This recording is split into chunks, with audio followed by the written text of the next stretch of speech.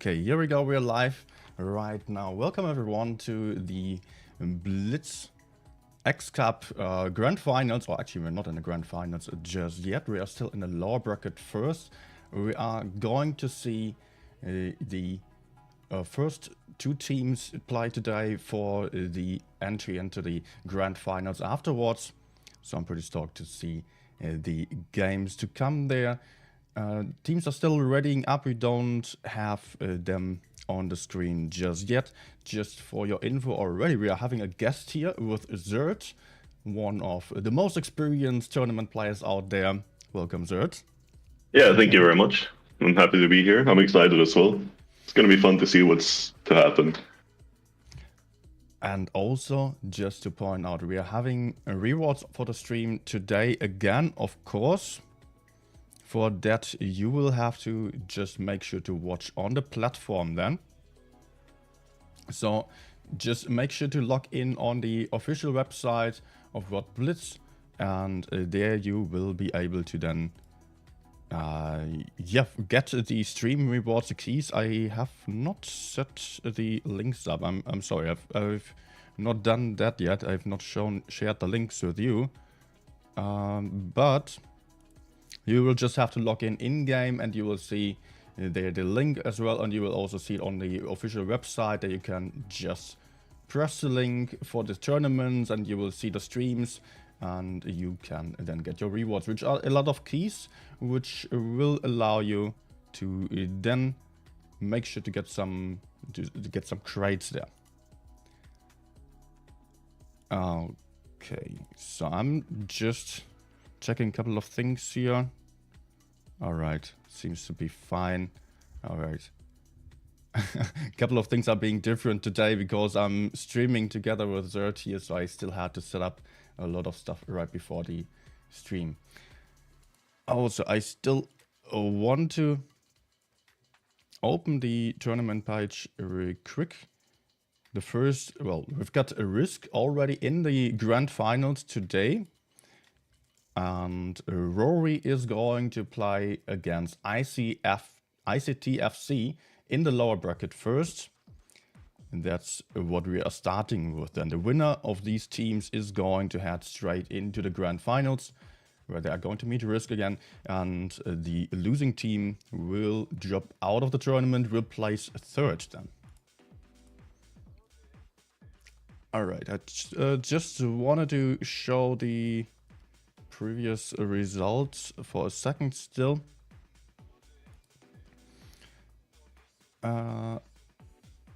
Also here, let me just share it on the stream chat again, the link for the tournament page.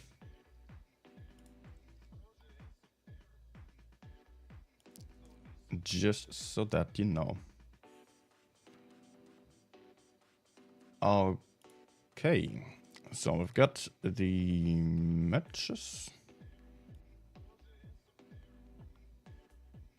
Okay, the website is apparently not working for me. Unfortunately, I cannot show you the results of yesterday.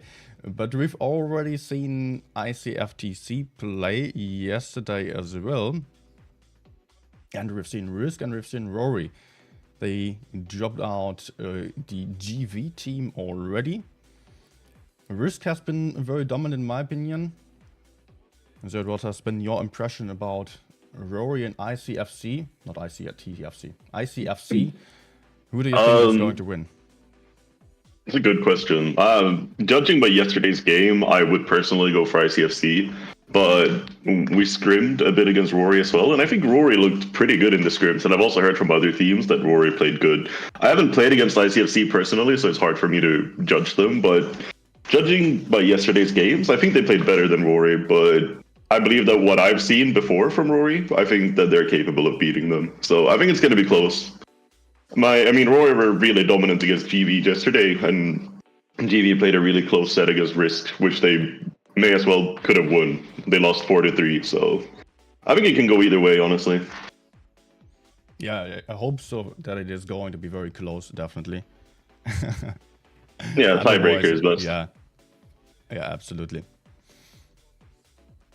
No, it's going to be fun to see. I hope to see something more fun today, to put it that way. Like, we've seen a lot of traditional meta lineups, and it would be nice to see some more unique things. Yes, that would be something if we were to see someone just trying to break the meta and try to go against it. But what we are seeing right now on the lineups already is looking exactly like the opposite. Yeah, it does. Oh my gosh. 7 VZTDs. Then we're having 5 VZTDs on the side of ICFC, 1 VK72 and a batshit for now. Yeah, very traditional lineups. I expect Rory to change 1, hopefully 2 tanks. But yeah, it's going to be interesting. Yeah. It's kind of hard to break the current meta because the VCTD is just so overpowered. Like, you have 400 penetration with heat, you have decent DPM, you have good armor, you have the reactive armor, and you're not slow. It's not like you're playing like a Jag Panzer where you can't turn. So yeah, it's just really, really broken compared to other tanks. It makes sense why it's meta and why it's been meta for a while now. Yep. Alright, I just noticed there were a couple of lags. I tried to edit some settings. I hope it will be fine now. Because I'm streaming multiple times at the moment and having the game open. So I hope this will be fixed. But there's obviously still a delay for the viewers. What can I do right now to go for some quick changes? That's all.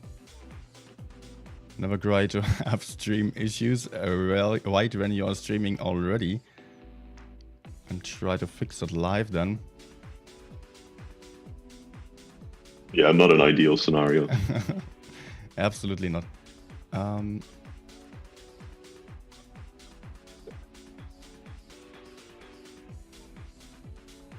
Okay. Let's see if that one works.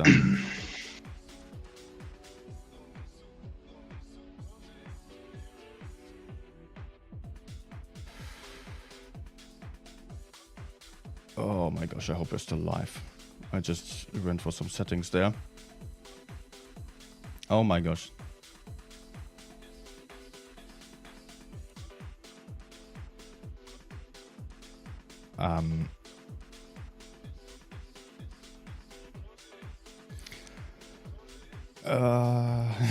No, it shows that it disconnected. No. Oh. That's not good. And that's absolutely not good. But I'm not sure if it's... I'm really not sure if we are live right now or not. But I'm seeing no frame drops or so anymore. So that should be fine now. Alright, perfect. Let's hope it is. But yeah, I don't know. The game should be starting soon. So we'll just have to see. I see Rory changed to playing double light. I like that personally. Yeah, okay, like they did go for some changes still. Yeah. That's good actually. It could have been awful if they weren't all TD. And actually the game should have been starting already 2 minutes ago. So I'm a little bit surprised to see that we are not starting yet. So yeah, I guess we still have to wait a second. Yeah, on side of the ICFC team, we're also seeing double light lineup with an LT and a batshit there. and also the VK72 for them still. VK72 being kind of like the meta heavy tank right now. There are not many heavy tanks in the meta. But what is speaking for the VK72 main resort? I mean, the VK72, you have a big HP pool, you have a big alpha, you have the tungsten shells. That's what speaks for it, really. Like, you have the same alpha as a TD. Unfortunately, you don't have the reactive armor, but you have HP, which compensates for it. Yeah. And you're fairly mobile. Like, compare it to like a mouse or an E100, and it's a lot faster. Especially now that they added the improved suspension to the tank, you can definitely feel like you're not as slow as a traditional super heavy. Although the suspension got nerfed quite recently only. I was actually expecting the VK72 to drop out of the meta and out of the tournaments. Surprisingly, it stayed strong still. I think there was personally, I don't think it's been that, like, I don't feel the nerf, if you know what I mean. Like, of course it's been nerfed, but I think it's more about how it feels to play the tank, because to me it feels like playing a pre-nerf still.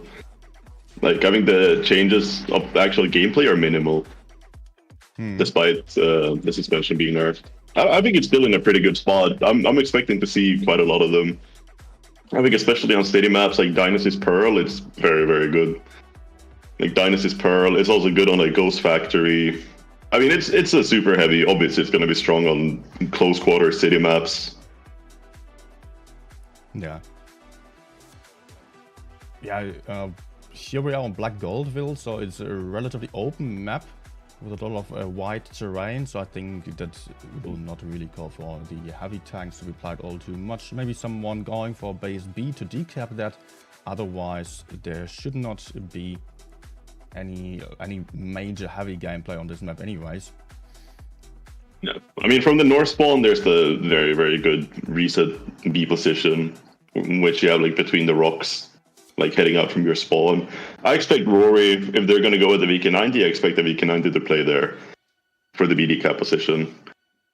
It's really, really broken. It's basically uncounterable, unless you set up very well just to kill that specific tank. Yeah, it's interesting. Yeah, the VK90 there just having that OP armor can just cover right behind B and aim for the cap. But the same thing is often done with that VK72 as well. Just sitting there behind the B cap, later on still able to drop into the base then if needed. But often also the tank in the base is often then getting counter pushed and getting punished very heavily by anyone being prepared for that, waiting for that moment to then move into base B and kill that one tank to recap the base again. Capping B is always extremely difficult. Like, you need to have a very good setup, and even though you may have a good setup, you can easily get punished.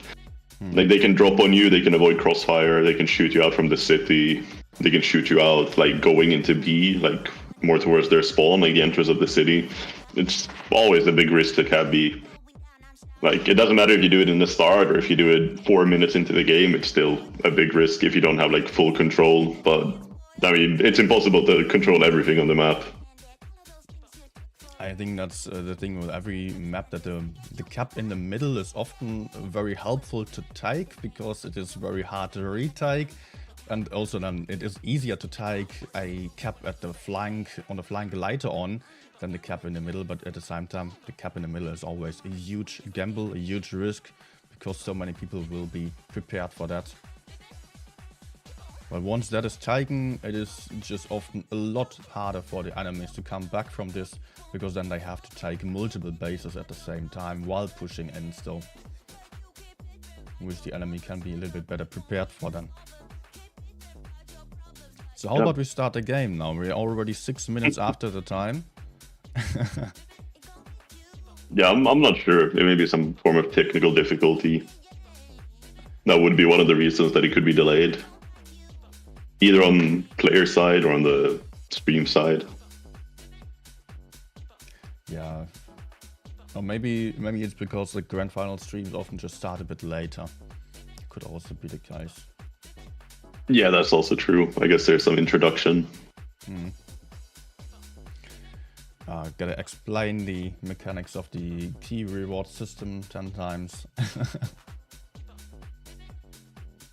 Actually, because of the technical issues earlier, the key requests probably all went away. All those guys already on the main channel now.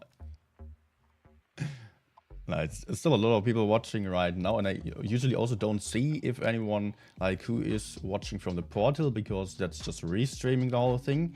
So yeah, of course, everyone on the portal will not be able to interact on the stream chat as well.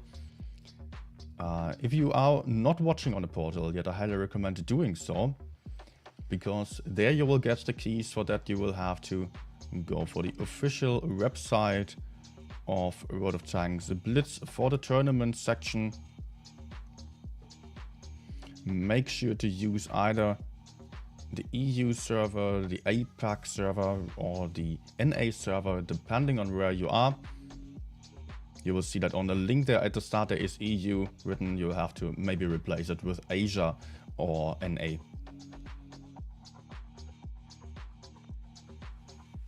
It looks like they're hopefully ready to go. Yes, finally they are ready. Unfortunately, I cannot see the chat because it just... yeah. Typical moment of... yeah, I don't know, it sometimes happens when restarting the game or so that suddenly chat is not working anymore. Yeah, or if you close the application and open it up again. Been around for a while, that particular issue. Yep. Absolutely. Actually, I'm kind of interested in the T100 pick, because I personally don't really see much of a point in using a T100 most of the time, but it could be good. Like on Black Goldville, I know that from North Spawn, it's easier to cap A with a T100 because you're smaller, you're very low profile compared to the bad chat, so you can basically cap A and be 100% unpunished, while if you do it with a bad chat, there's a risk of being decapped. So that may be the purpose of it from North Spawn. Like, obviously, the T100 is still good because you have the 20-second spot mechanic, which is really helpful. I mean, that's why a lot of teams play it on, like, the big open maps. Like, I see it sometimes on, like, Canal, Castilla, because they just use it to camp, try to get enemy tanks spotted, and provide as much info as possible. But it's not typically something you see on a map like Black Goldville. The Batchet is just so overpowering in this meta. No. Like, it's very, very, very broken. There's no denying that.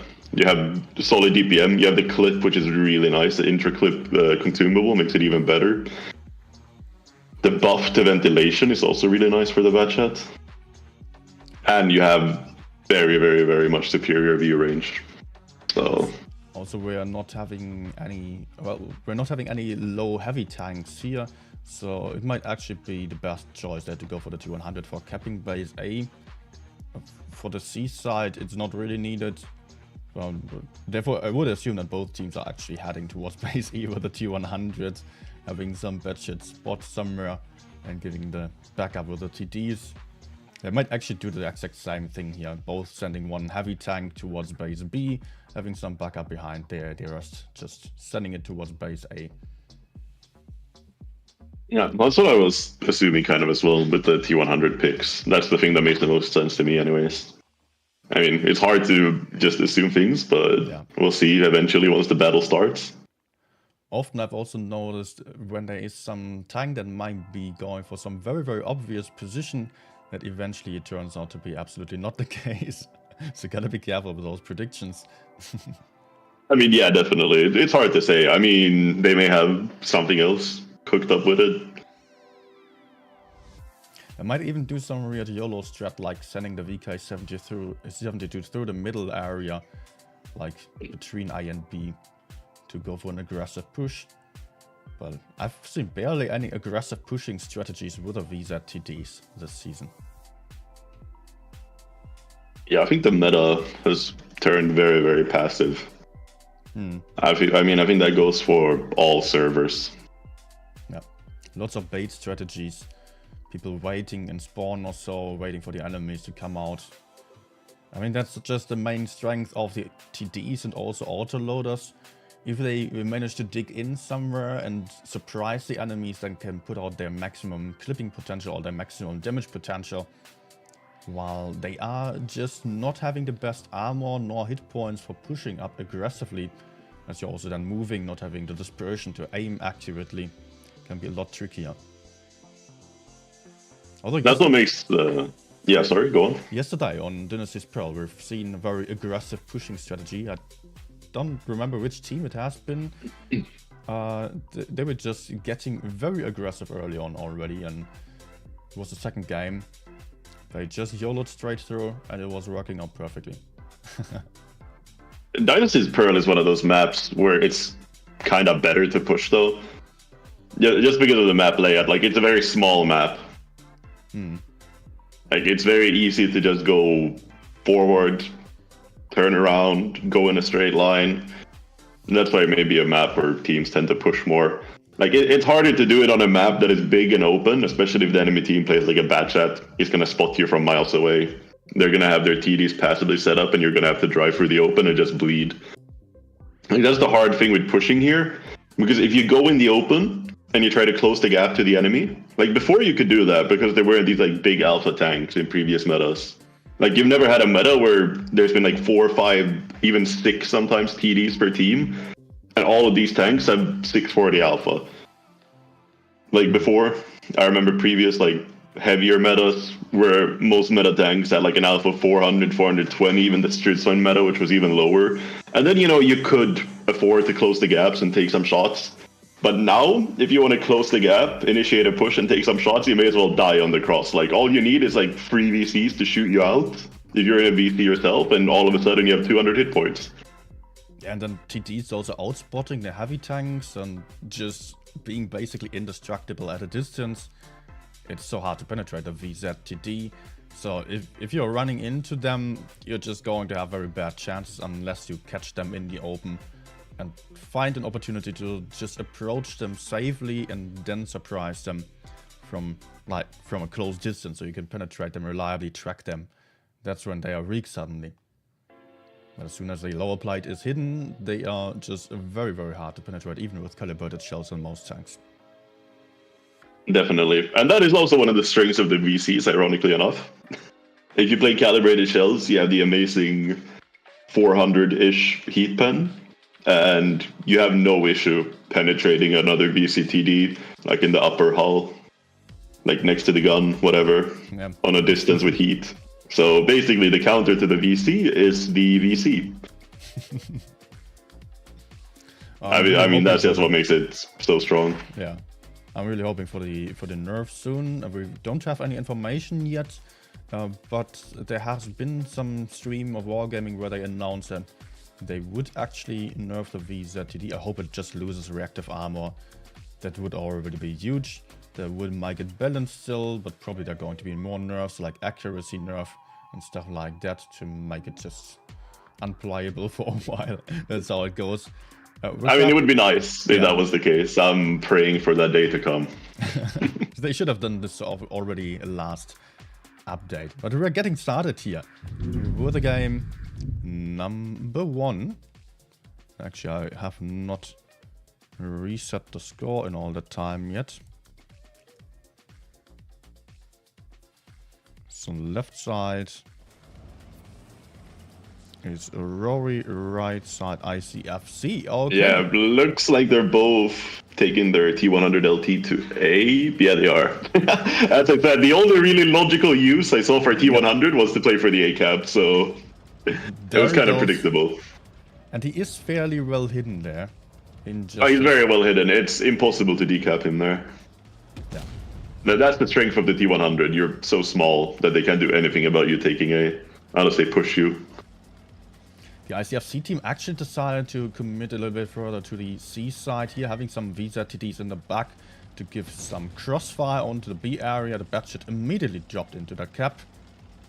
And as we said, the VKs are responsible for decapping base B. Quick relocation by Rory already. Back to spawn they go. Still leaving some tanks to decap a base A there.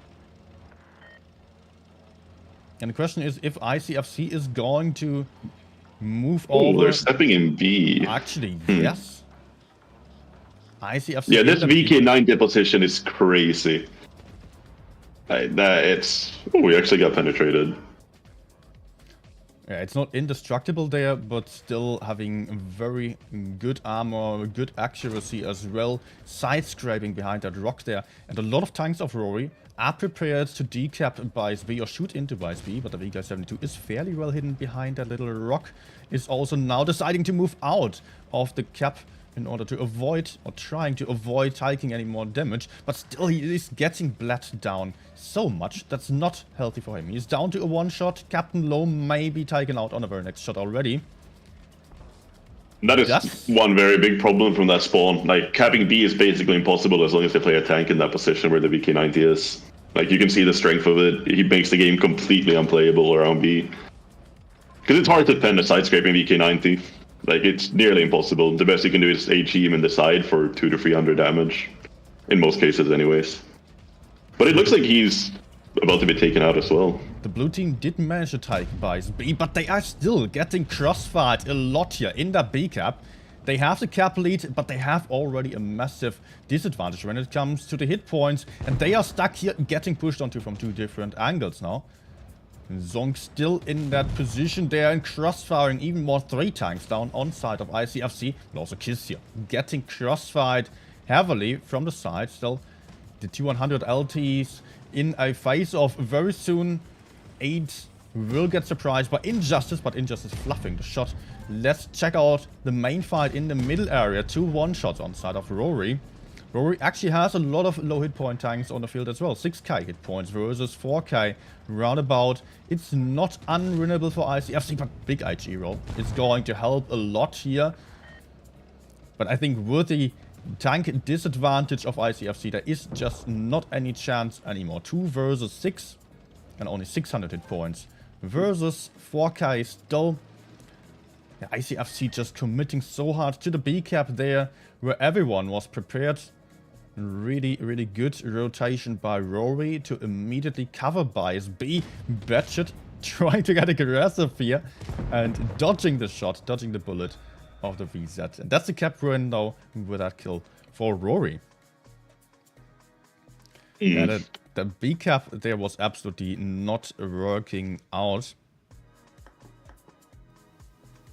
That was... Yeah, as I said previously, I don't think capping B is not really an option, especially from North spawn. Like, if you see that, like, VK90, VK72, even a Mouse, they can all play there. And you already know that most likely they will be in that position. And it covers the entire B cap. Also, the rotation from Rory is good to relocate, cover B early. It also gives them the option, like, if ITFC relocates to base A, when they set up the tanks in their spawn, they also have the option to repush C if they want to. I think Rory played a pretty good game. I like the setup. But ITFC also went straight into Rory's trap, kinda. Which made things a whole lot easier for them, obviously. Yeah, that was just a lot better prepared. Therefore, Rory actually just rotating all the way around the map. And yeah, ICFC just absolutely fell for the trap. I wanted to just sneak away into the B cap and maybe get out there, maybe kill that VK90 together. Thought they had enough tanks available to do so. Did not expect that much backup to be right behind. Maybe they would have done better with some further relocations to one side or the other. In this case, they got very, very stuck in the middle on the low ground, not having anywhere left to go. Just gave up all the map control as well, allowing the enemies to crossfire them heavily. Yeah. Yeah. Also, you don't want to end up with the BC-113Gs like down in the B cap. Like, if you go like in such positions, the tank is very weak because you're exposed. You don't have a turret. Like, if you're stuck in the middle and you have to keep spinning around, that's when the tank gets very weak. So ideally, you want to keep the high ground. You want to be able to dictate where you're taking shots from. Like, when you go in B, you're exposed to every side. Yeah, that's the big problem that we were also talking about earlier. That B cap just, well, centered cap in general, just always tempting to take and can be a nice advantage, but re-pushing onto the B cap can get very nasty then. 100%. It might be easier to do so. The next game will be Kennel, actually. Yeah, we actually had some... we do have some maps chosen by the teams even. Okay, with the technical difficulties and stuff, I was actually not paying attention to that. Let me take another look here real quick. Also worth to notice is that ICFC has a T95E6. I don't think I've seen one played all season. Yeah. I'm pretty sure for me personally anyways, it's the first one I've seen. They also have a Foch. It's a niche tank, which has been picked a couple of times here and there. But that means that they're probably going to go somewhere fast. Because that's why you'd pick a Foch. You have the speed boost, you're very mobile. So I think it's going to be a fast-paced game from them. Perhaps they'll be looking to cross the Foch. Actually, no, they're from South Spawn. Huh. Yeah. So, I mean, ICFC just looks like... I mean, they could go to both sides. Maybe IS-7 is usually sent towards the middle of the map here. Yeah, the IS-7 may be to spot the cross fast. Like he will go into the encounter cap area and try to spot tanks crossing to the A cap. So this is, by the way, ICFC's pick. So that means Rory was able to choose the spawn, therefore. And obviously Rory is going for the better spawn here. But still, ICFC does have a strat to go for base A. I7's heading towards the middle. Going to spot everything here, so no one of Rory will be able to cross over towards base A. But there is the Foch getting crossfired so badly. He gets tracked as well, I believe. He is still spotted. Is he daring to move over? Nope, he is stopping. Perfect. A-cap will be taken by ICFC. They did manage to get over there, although not safely, which grants them a good advantage in terms of positioning. And also crossfire. This may very well die here. Yeah, Injustice being tracked. HE filing the track shot there. But still, he is down to 17 hit points. Captain Low picking up the kill. Gun advantage to ICFC, despite losing so many hit points early on. But also top 9 over there. Lost a lot of HP, is trying to get into that C-cap. Down to a one-shot already, takes another shot. 4 hit points left only. 200 LT, sneaking up to the side. Might be able to pick up the kill. The 200 is unspotted, but is not able to get the kill in. It's still, for the moment, a cap advantage for Rory, despite the tank disadvantage. But B is getting contested by ICFC. And I'm not confident that Rory will have enough tanks available to decap that reliably, especially since they cannot afford to lose any hit points. Although it looks good for them, for now at least. So now... They may not have the HP, but they still have bases. So it's always in their favor, but that's a big problem. They're minus 2 tanks now. Especially on this map that relies so much on map control. But the 200 LT might be overcommitting a little bit there. Getting shot down by the Batshit. But ICFC is getting more aggressive now. Pressuring the enemy spawn with the IS-7s. Taking one shot. But might go for the full-on push here. With Captain Low going in first. Although IS-7 versus VZTD is not an easy thing to do. Great crossfire here. There was an ammo rack involved, although that was not for a lot of damage. It was a one-shot anyways. Yeah, pushing hard down. That was a good block by Atomic as well. He tried to block him going down the hill so his teammates could shoot him out. That was nicely done. ICFC also getting aggressive over here. On the other side, pressuring Bice D with a Batshit and 200 LT. But not really having any advantage. Vadu getting into the corner to get some crossfire. Nicely done, also Fallen. Paying attention. Tanks being even on either side. Not anymore. Tank advantage for ICFC. Slight hit point advantage only. Atomic also goes down on the other side. Yeah. But he leaves the IS-7 a one-shot, so it's still kinda winnable, I'd say, for Rory. It's a hard game. They're definitely in disadvantage here, but they may be able to kill the VK-72. Fallen will definitely go down, but is still on a longer reload. Vadu might be changing the outcome of the game here. 2 versus 3, but I would say ICFC is not necessarily having better positions due to, TJY now pushing for the budget. I think with Vadu not being able to escape, that might be it. Also Vadu fluffing the shot. If Vadu gets killed, that's it. He does take 800 damage there. And he won't really be able to escape safely. No, maybe still getting around there. No, that's TJY picking him up. And Monkey King being there together with Super Noob and TJY now to fight a 3 versus 1. This could have very well still gone the other way around if the Batshit somehow managed to escape there and managed to pick up the kill of the T95 E6. Could have also maybe gotten some shots into the rear of the IS-7. But very good that the Batshit of ICFC immediately turned around and still had enough hit points to counter Vadu, who was already down to 1k hit points or so. That was a good decision by the Batshit. If he didn't do that, I'm pretty sure they would have lost, because he would be able to kill the E6 and I7 by himself. What do I mean?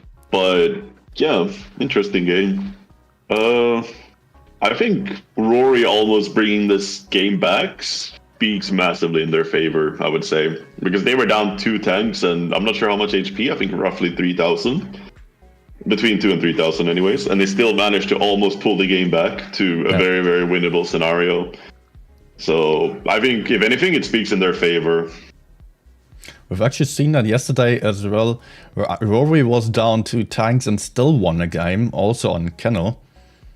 Just some good repositioning there and good map control. But it was not quite enough for them here in this case.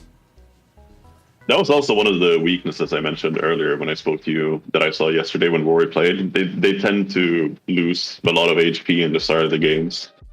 Yeah, they can really... But they're still bringing the games back despite that. But if they didn't lose those HPs, like, I think they would have a lot more clear battles. Because, I mean, even bringing a tank a game back despite 2 tank disadvantage and like 3k HP is massive.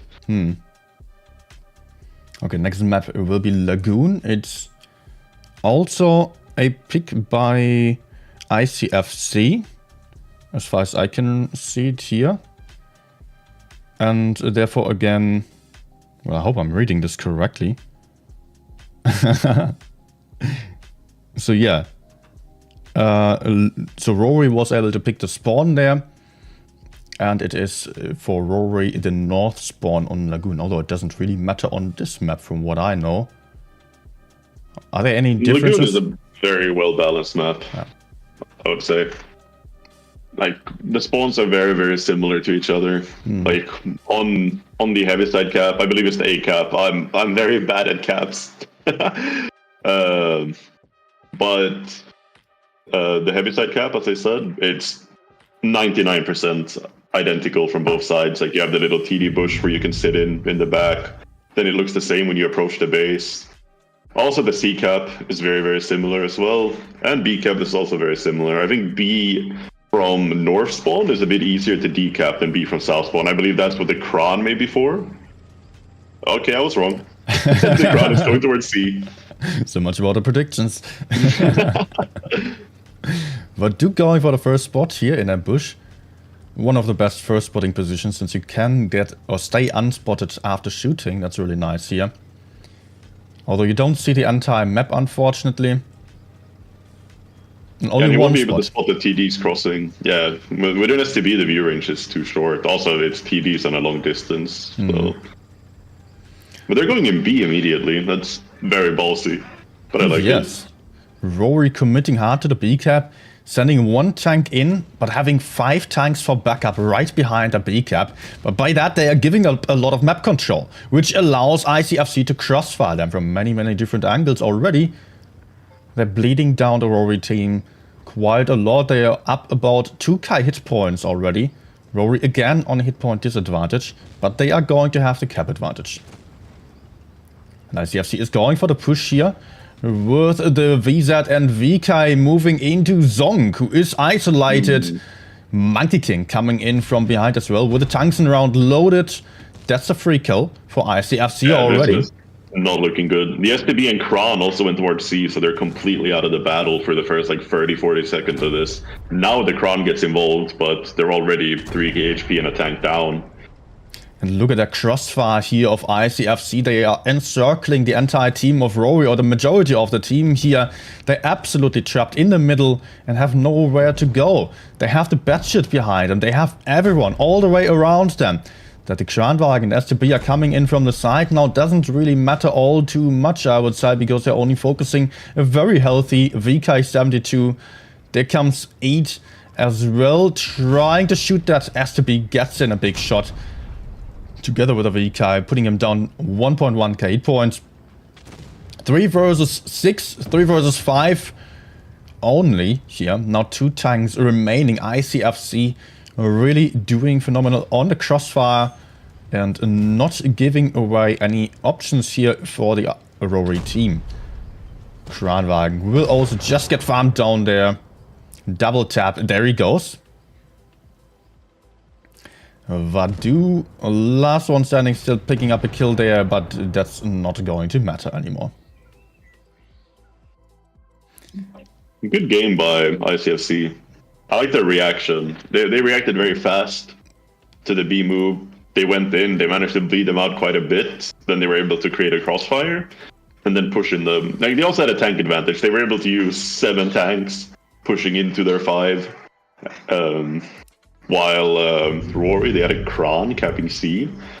And I mean, him capping C and then having to travel the distance to the middle in a not very fast tank, that takes him at least 30 seconds, I think, for him to actually be able to get involved in the brawl. Yeah, I think that's a big weakness of having such a slow tank disconnected from the main part of the game. Rory's idea of just bleeding out the enemies heavily as they were capping the base was not really working out. They hoped that someone would do the mistake of pushing up to B and try to defend the base B, but there was only 1 tank spotting the B cap. It was also VK72 on side of ICFC, who was peeking quickly, not taking any shots and just completely abandoning the B cap. He didn't care at all, couldn't care less. While the rest of the team of ICFC then just moved forwards on the left side. They had all the information needed and they were just pincering them from multiple different angles, could crossfire them so badly that there was absolutely nowhere to hide for Rory anymore. It was also good by ICFC to not like peek aggressively on the B cap once they had the info. Because if they did, it could have been an entire different game. Like, they tried to do some shots in the VK72s, they overextend, and they'd get tapped by 4 to 5 tanks, and that basically kills them. So, I mean, it was a good decision. They set up nicely. They knew that they were stuck in the ditch. They knew that they could take top. They knew that they'd be able to get crossfire angles. So, I think it was a clean game by ICFC. Rory just kind of stuck in the middle, not really able to do anything with that. Also, as I said previously, like I said on Black Goldil, it's a big weakness of VCs to have them exposed.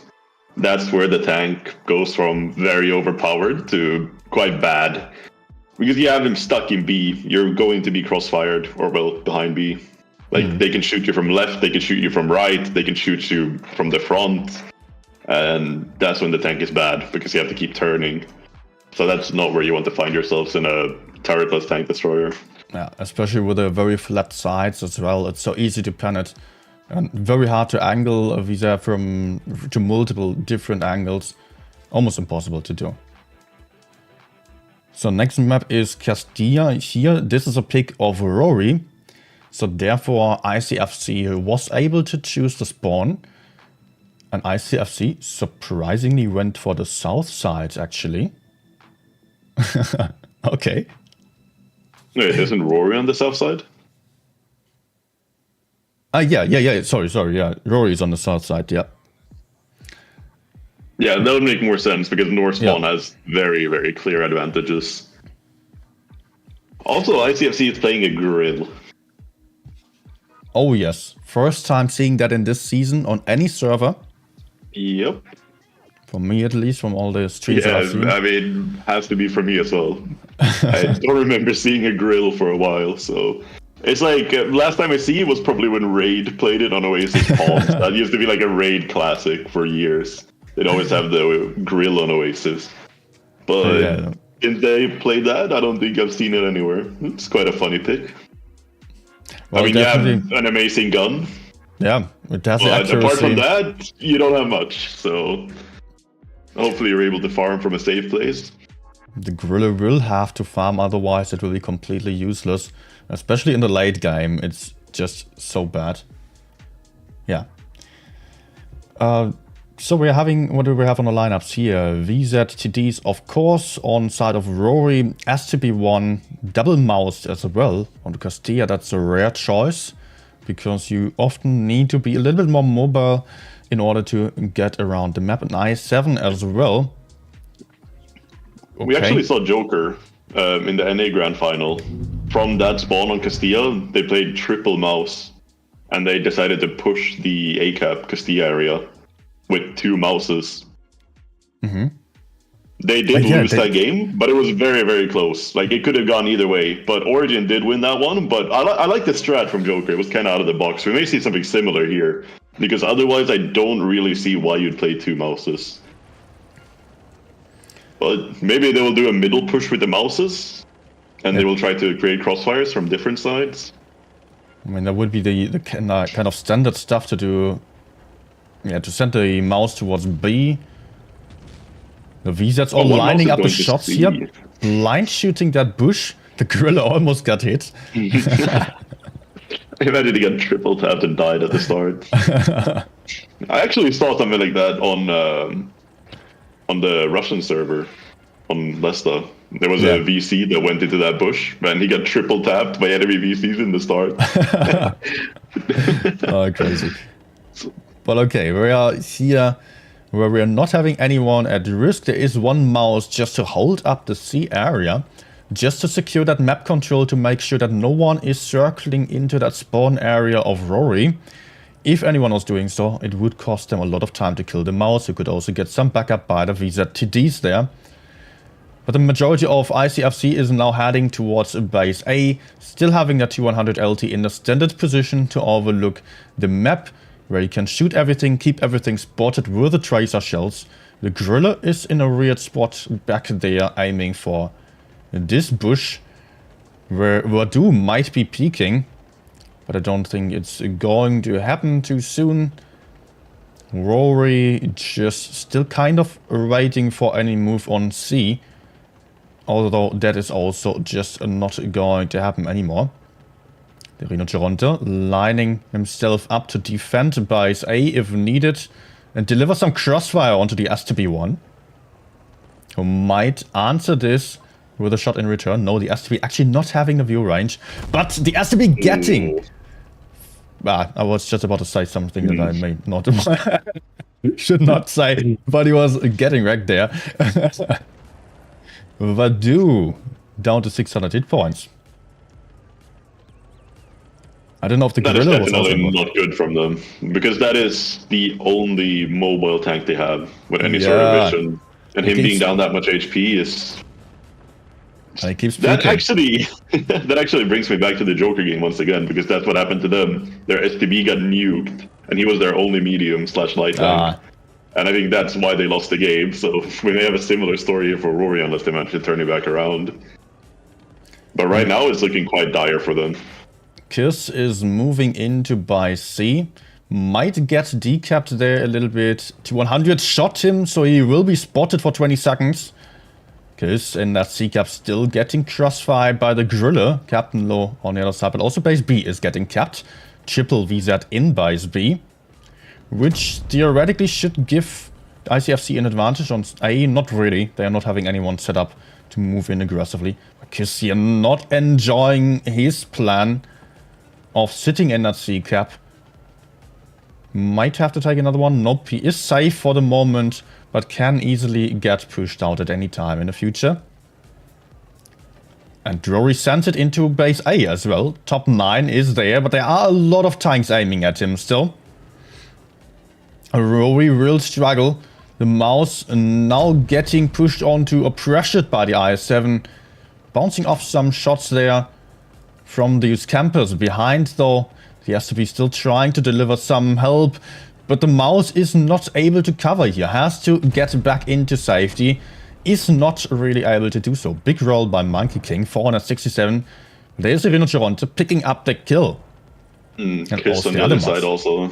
Yeah. Both mouses are down, but Rory having seen an option here to maybe go forward. They are down 3k hit points though, but do pick up a kill as well.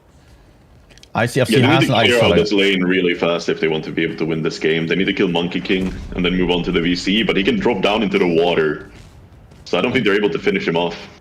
Especially with the SCP also being low on hit points, he cannot really commit to the fight, but he can farm a little bit from behind there. 3 versus 6 already. Monkey King still alive.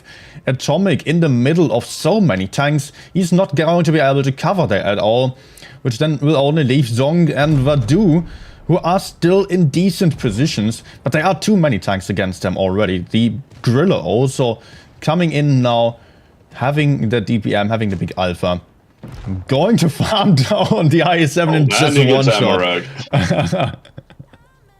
Not that it made a difference, but nah. It was a rough end. Rough end to the game for him. Yeah, that was a nice way to finish. Just to show the dominance there. Yeah, it felt like Rory was kind of not having any options and not having any chances here of winning this with the strat that they had, pushing in with the mouses and absolutely getting farmed. It was just not the way to go for them here. The Visas pushing through B was more of a desperate move than actually working out. Maybe if they had done so earlier, while the mouses were also capping A and C, and then there was a B push as well, maybe that could have actually been better for them. Because everyone was busy then, and they could not just all focus either the mouse or the other mouse or the VZTDs. If it was more well coordinated, for sure they would have had better options in this game. Yeah, I felt like the pacing was just a bit off here. Okay, game crash luckily right in between the games. Planned. Yep. All planned. But yeah, going back to the games, ICFC had a very traditional setup for just holding all the bases. That's typically what you do on North.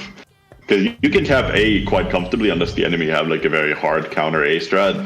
But they knew that Rory would not be doing that because their lineup, like, they're way too slow to be countering. The only tank that could be countering is the STB, but they would just shoot him out if he tried to decap the base. So they knew they could get A for free.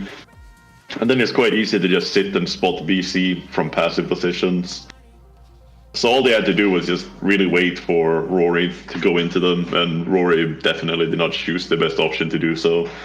Like, it would have been fine if the mouse was able to cap C, but he had like 3 tanks looking to shoot him out, so it's nearly impossible to cap. And the B cap move was nice, but I think it would have been better if, as you said before, if they tried to coordinate it and do all moves at the same time.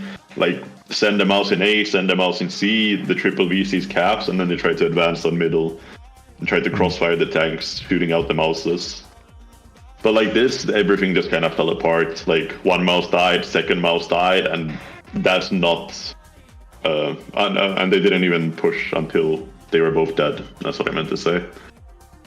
Well, yeah, maybe, yeah, pacing was kind of off. But we're going for the next map, which is Normandy. A pick of ICFC this time. So Rory was the one being able to choose the spawn, although it's also a very, very symmetrical map. Just a moment. Can you stream? Is it not streaming right now? No, I guess when the game crashed, it turned off. Oh, okay. Yeah, sorry. Okay. Right. Thank you very much.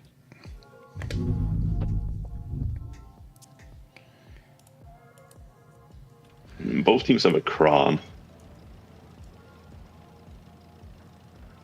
Also, Rhinoceronte being played here.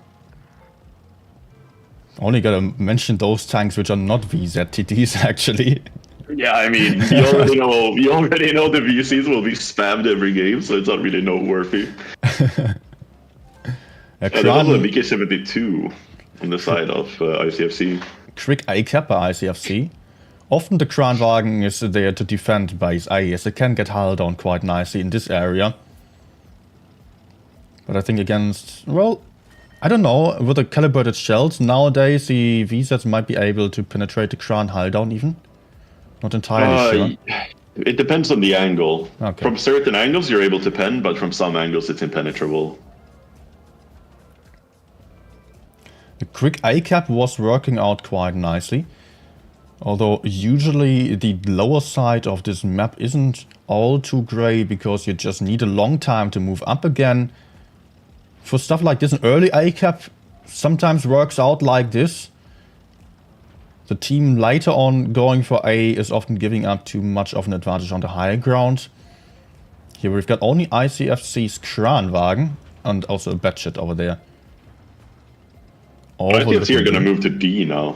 So they should be able to cap that kind of for free because Rory are not aggressive. Rory will probably try to recap A, but I believe ICFC can position themselves well enough to decap it. Their early A cap is actually really good here. I guess the Kran had the top spawn. Unfortunately, on this map, you have random spawns. They probably spawned top, and he was too slow to go down and decap in time. But now they're going into A. I believe this may be rough. Oh, Batshit got spotted. Oh. VZ having the bunker in front. I don't think you can see him because of the bunker, yeah. Yeah. But it's not looking good. But there comes Super Noob, and that's the kill for ICFC. Batshit out of the fight. Just not expecting that many tanks I think there. they're going to repush. They're going to repush A now. Yeah, they're moving the Kran and the VC forward. They're going to kill top 9 now. They are stacking up.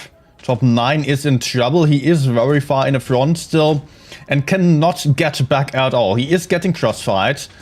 Kranwagen put out his entire clip there, and that's the VK72 as well. Second kill for ICFC. Kiss. Looks like Kiss is next on the menu. Yeah, overexposed there as well. Moved forward to support his teammate, but is now very far ahead here. Is not going to survive this for long, but still for the moment he can just escape some of the enemies there. Circle that VZTD, which was nicely done, still putting out some last shots. But it is not looking like Rory was having much of a chance here. Down to 3 tanks already, as they just picked up the second kill only. Supernova managed to get behind ICFC to farm there, but Zong is going down as well. And Atomic is also low on the hit points, taking a big shot and gets picked up here by the Batshit. Only leaving 1 tank alive back there. We got pushed out of position a little bit. And that A-cap was absolutely not working out here. When the Batshit just tried to stay unspotted, hide behind the VK72 potentially, but it was just not working out like this because there were far more tanks than they anticipated. And that actually means that ICFC will be in the grand finals. It was a best of 7, so 4 wins needed, and ICFC won 4-1 against Rory here. Not what I expected coming into this, actually. I thought it would be a close series, but ICFC were rather dominant, I would say. Like, I'm surprised. I thought Rory would be able to match them. Like, it looked like it after Black Goldville. Rory also had a really good game on Canal, despite losing tanks. I thought Rory looked stronger to begin with, but ICFC then played really well on Lagoon. They played really well on Castilla, and now they also played really well on Normandy. I mean, they got advantages from the start, kind of forcing Rory to do something on Normandy and Castilla, and Rory weren't really able to execute a good plan.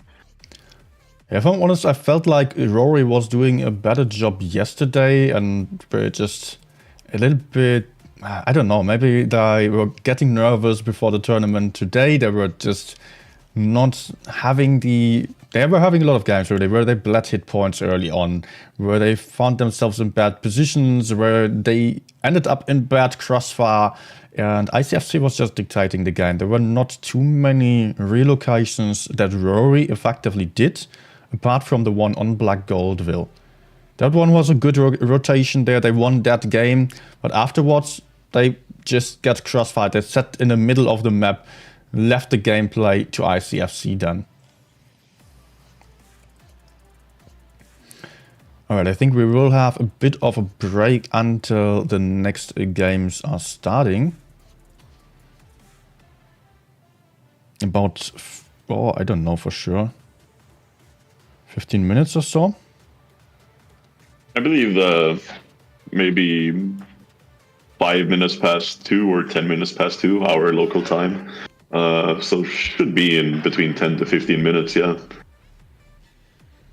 Now let me check. Next game, yeah. 5 minutes past 2, okay.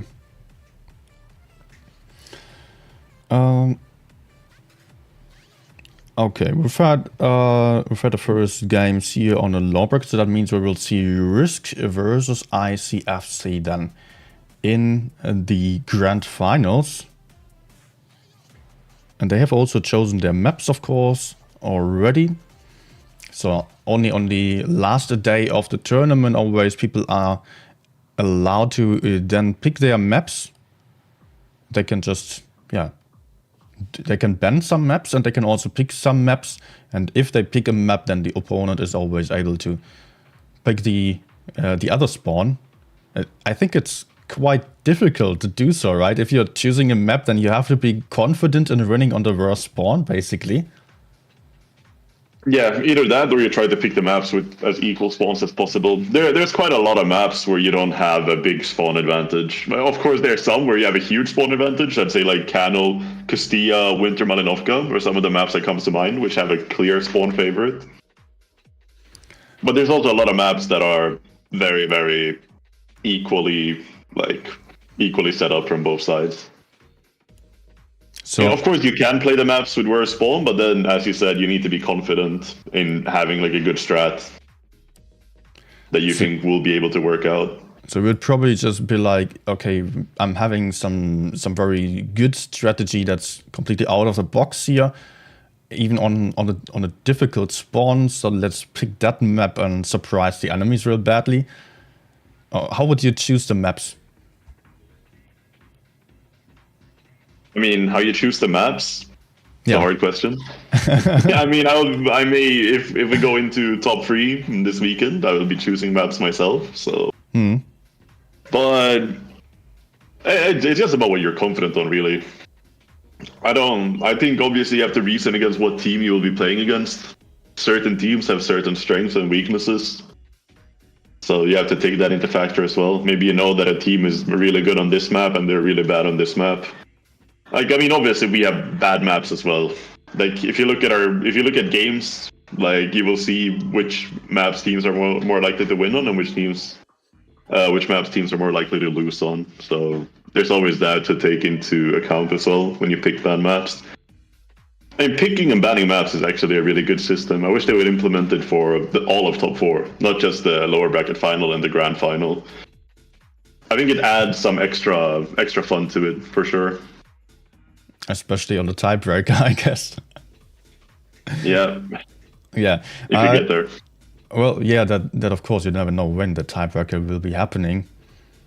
And just having an unbalanced map in a tiebreaker can be very unfortunate if you are not 100% prepared for it. Also, you cannot just choose every map. The enemy will also choose maps. You can ban some maps for sure, but it's not going to be... you're not having the chance of just having only the best maps at your hands then. Yeah, definitely not. I mean, when you go into the ban phase, obviously the first thing you want to do is ban out the maps you are worst on or dislike the most. That's the reasonable thing to do.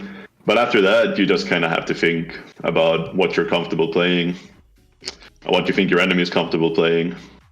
So it's a bit of mind games. You have to take that into account as well. Yeah,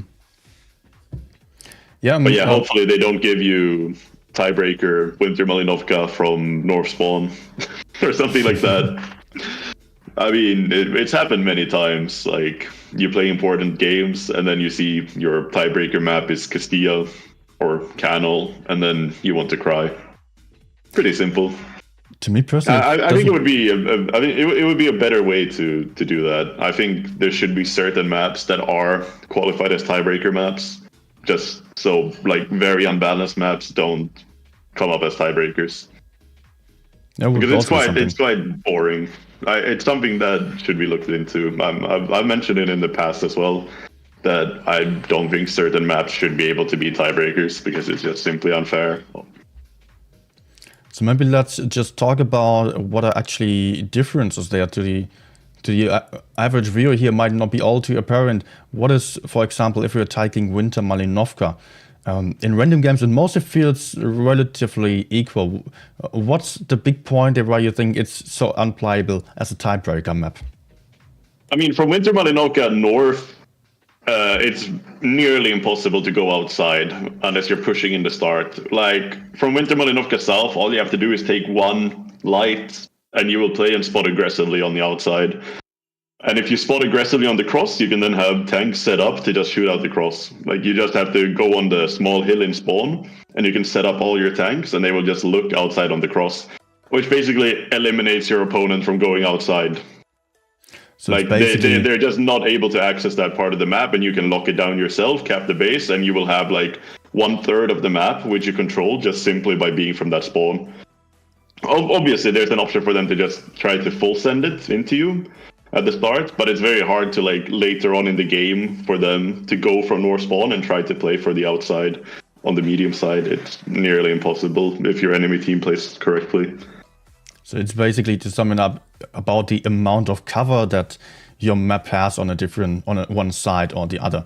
For some maps, it is being the case that there are some buildings or some little hills or so that allow you to just move while being safe and get to some flank, get to some cap, basically, without risking to take many shots.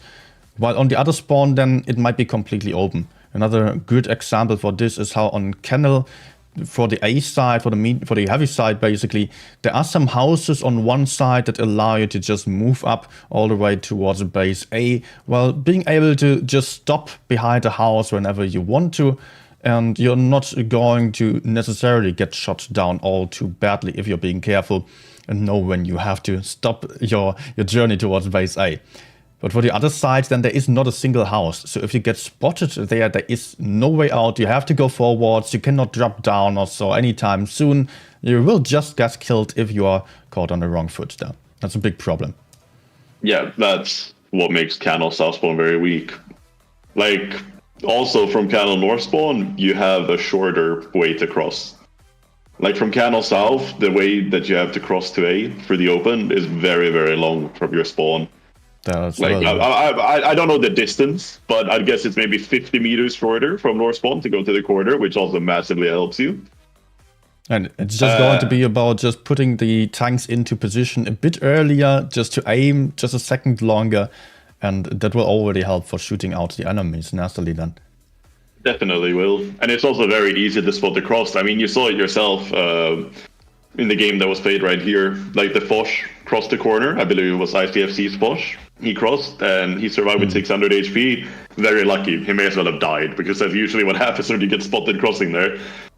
Like, that's just a big weakness. Because all they have to do is do exactly what Rory did. They had an I7.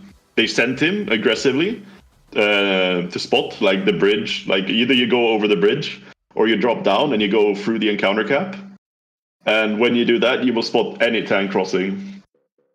I also love doing this with a light tank, with a batshit in random games. I mostly just don't even care about the medium side. I just go towards base B, spot the enemies who are crossing over to base A, and just having a laugh there, farming them down. In other words, you're ruining their game. Yep.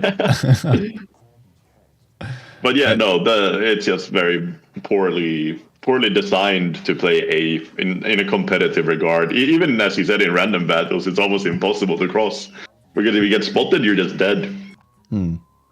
Yeah, sometimes we're having such disadvantages then on one side, while for the other side there's an advantage then on the other side again. So it is even once more, if you're having like some extra house or some extra bushes somewhere to help you stay unspotted and shoot the enemy safely, then the enemy might have something like that on the other side as well. And that can also be pretty good. Then for some maps, unfortunately, it's not given fact. Wargaming has tried to just balance the maps in a way that they are a little bit more, not all too similar, and wanted to make them a little bit more diverse there in the map design. But after a while, they have figured out, okay, actually, there is such a difference in the win rate from one spawn to the other that we have to actually make the maps more symmetrical to make them fair again. That's what's happening nowadays with the more modern maps again. Although it's not necessarily looking better. But I think something like Lagoon is a very nice map as well. Oh, Lagoon, yeah. It's one of the better new maps that's been released, 100%. It's good for Clan Wars. It's fine in randoms.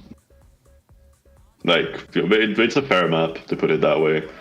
And as you mentioned, yeah, it's hard when they make the maps asymmetrical. I mean, there's definitely ways to make them asymmetrical. You just have to figure out how to give advantages to both spawns, and not only give advantages to one spawn. That's the thing. But, I mean, the most simple way is to have the maps look as similar as possible from both spawns, because then you know it's going to be fair battles. Because as you said, it doesn't only affect like competitive games, tournament games, it also affects random games. Yeah. And that's what mostly is the focus on the map design now. I mean, obviously, I get that. Tournaments are a very small portion of what's happening in this game. Yeah. So I'm just still waiting for the new room, actually. Not having any invite. Yeah, it should be up soon. I mean, the battles are supposed to start in 2 minutes. Yes. If I'm not mistaken. So, I mean, obviously there could be some delays. There were some delays for the first game. I mean, delays can always happen in anything. Yeah. So, not surprising. Just making me a bit nervous to sit here and wait for the room invite. First of all, I have to get some password for that, because the finals apparently happen in training rooms. That's also new to me. First, I'm actually spectating on my own for final stream, not just having the free cam from Wargaming directly. Actually, it's been like that for a long time now. I think for the past 4 years, maybe even 5 years. It's been like this. I think it just makes it easier for them to set it up with like the stream and the one spawn thing. Like you play one spawn, then you change map, you change spawn, etc. I think it's maybe just easier to do it this way. And who do you have as favorites coming into this game? No, I don't know. I mean, yeah, Risk is definitely looking like they were a bit stronger there in terms of cross-firing, having some nice strategies yesterday. And I did like a couple of games a lot. Otherwise, I've not seen that many games in order to say, like, they are definitely going to win this. ICFC has shown some inconsistencies. Otherwise, they have also done some really good teamwork and crossfire, as every team has to do at this kind of level. As we've seen on Lagoon, the kind of decision-making involved there. Just moving up quickly, building up a new strategy from the get-go, just not being prepared for what's about to happen there necessarily, and still being able to adjust on the fly. That's what really makes a team stand out then. But of course, the team has to be capable of doing so every single game in the best case in order to win something like a grand final here. 100%. I think it's going to be a close series. I mean, as you said, I also haven't watched many games. I've only watched the top 4 of Asia this season, so it's hard for me to judge. But yesterday, Risk did win over ICFC. There were some close games. Risk played really good, though. I like some of the setups they had, as you also mentioned. Like, they know how to set up and hold the lead very well, create crossfires. It's going to be interesting, though. I think ICFC looked pretty good in the last series. So I think it's going to be a close one. Often it's That's also... what I said last time too, but hopefully I'm right this time. And often, of course, also the daily form decides a little bit sometimes a team might have some really good dice, might be up to might be up to luck, might be up to skill, and you never know what is actually the reason for a team to play much better on one day, much worse on the other day. Of course, there's also a lot of stress involved here. We're about to play for what's the main prize pool for APAC? I mean, the total prize pool is $90,000. $5,000, if I'm not mistaken, for first place. That's a lot of money, just to put it that way. That is a whole lot of money to play a game, which is probably your hobby. Yeah, $45,000 for the first prize, and that divided by 10, of course, by the amount of team members, if they have 10 even, and not just a 9 or 8 or so. Of course, they need 7 minimum, but they are usually at least 2, maybe 3 reserve players for the case of anyone lagging out, having bad internet, or ending up in a typhoon or so. Ending up in a typhoon. That's one thing I've never heard for someone to not be able to play. But if that ever happens, it happened on terribly NA. Sorry. Yeah. Actually, not a typhoon. How's it called there? Hurricane. Yeah. Yeah. Actually, I saw that. I saw that. Actually, now that you mention it. Yeah, of course, you never know what exactly is happening when you're just playing online, and there is always some risk attached to it, like the weather, the internet.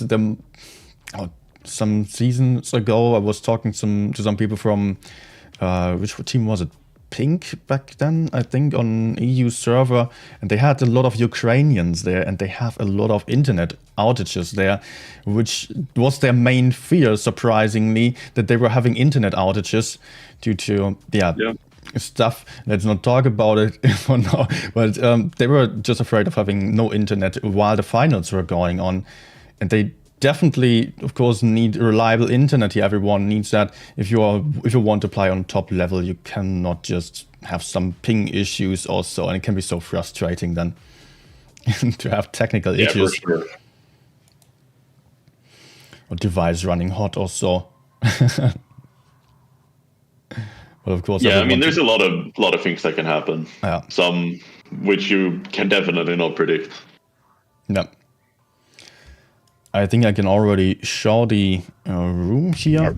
It looks like ICFC is running back the same strat they played in the lower bracket final, judging by the lineup. I mean, they may have a different strat with the exact same lineup as some kind of mind game, but I'm pretty sure they're going for the same lineup that they played recently against Rory. Like the Foch and the E6 are two very unique picks, so it's quite easy to distinguish. Interestingly, both teams picking that T95 E6 here on this game now. Not everyone's ready yet on ICFC's side, especially. But yeah, I love the T95 E6, honestly. It's such a fast tank, and also it does have the best heavy camouflage values. That might seem not all too important, but it can be. It has like 3 times the camouflage value of another heavy tank, or basically any other heavy tank. That can be very helpful for doing stuff like moving up towards base A, for example, and having better chances of reaching it alive. Definitely it can be. It's more helpful than people think. I'll say that much. Like, camo rating should not be underestimated. Also, we see an object 777 for the first time. Maybe he just unread it again. Okay, it's an I7. Oh.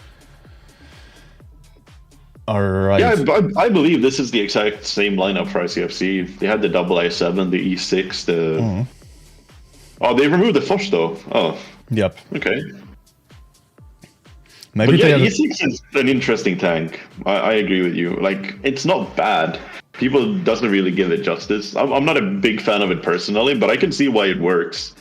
I mean, you have the mobility, as you mentioned. You have solid DPM. You have a good gun. Yeah, very nice accuracy on that one. It's for experienced players, it's one of the best tanks for win rate farming, I would actually say. It's not an easy tank to play, but you can be highly versatile and chase out some mediums as well and farm some nice damage with it. And yeah, I think teams are actually playing kind of similar lineups here in terms of mobility and stuff. They're playing some uncommon heavy tanks here with double Rhinoceronte, T95 E6, IS4, IS7 and a VK90 on the field for Risk. Not a single VC. Yes. There's only one in the game in total. That's very fascinating. To me, it kind of looks like both teams might actually go for an A push. Yeah, I think so. It's going to be like A and ditches. Actually, the lights from ICFC are going towards decap. Oh, they're not playing. They're playing like DC. Let me quickly zoom out and... Oh. Alright. So it is the Risk team heading towards base A. And the ICFC team going D. Get some decaps. Ooh, yeah, they're not able to cap C, so Risk are going to have the bases here. That's going to be a huge advantage for Risk, because holding A-B is usually a very, very easy task from this map. Like, I'd say, from my experience, 90% of the time, the team holding A-B wins the games. So ICFC is going to have to pull out something really good here. Maybe someone was trying to defend base B still with that move over there, but it did not quite work out. The crossfire onto base B was not happening. No one lost any hit points so far. ICFC. This VK90 position is also really good from Sophie. Where is it? There it is. He's hugging the pipes. Getting crossfired though by the batshit. And he can't even spot him. Well, that's not good. I wonder if he can be safe from him. Oh, blind shot bouncing off of the batshit. TJ going for a last shot there. And ICFC is already having... They found the weakness now, so that's good for them. Yeah. They found one tank which can basically not move out safely at all. The VK90 was meant to spot a bit more aggressively. But it's honestly a big risk to be that far to the front when you are not having control over the spawn here. Since ICFC can now be there with 3 tanks aiming for the VK90 from different angles, although there are still some houses getting the decap for free. Not that it really matters right now, because they still have 1 kill advantage in points. They have like 120 points advantage on the side of Risk, and 1 kill gives you 80 points. So even if Sophie dies there, they'll still have the point advantage. We can see some movements on ICFC's side, moving up to their own spawn, getting aggressive, while they're also having good control over the enemy spawn there. So they are building up the crossfire, leaving very few spots for Risk to hide safely. But of course also ICFC has to be careful, since they can get spotted by the batshit or anyone else and get farmed from behind, although there are really not too many tanks able to shoot into any of the spawn areas for now, since many of the Risk team are pushed down into the ditch, not all too great for them. And Sophie is constantly getting farmed there. Another few shots flying in, and the batshit remaining unspotted. That's crazy. Sitting in the bush, shooting, spotting, and not even getting spotted for that.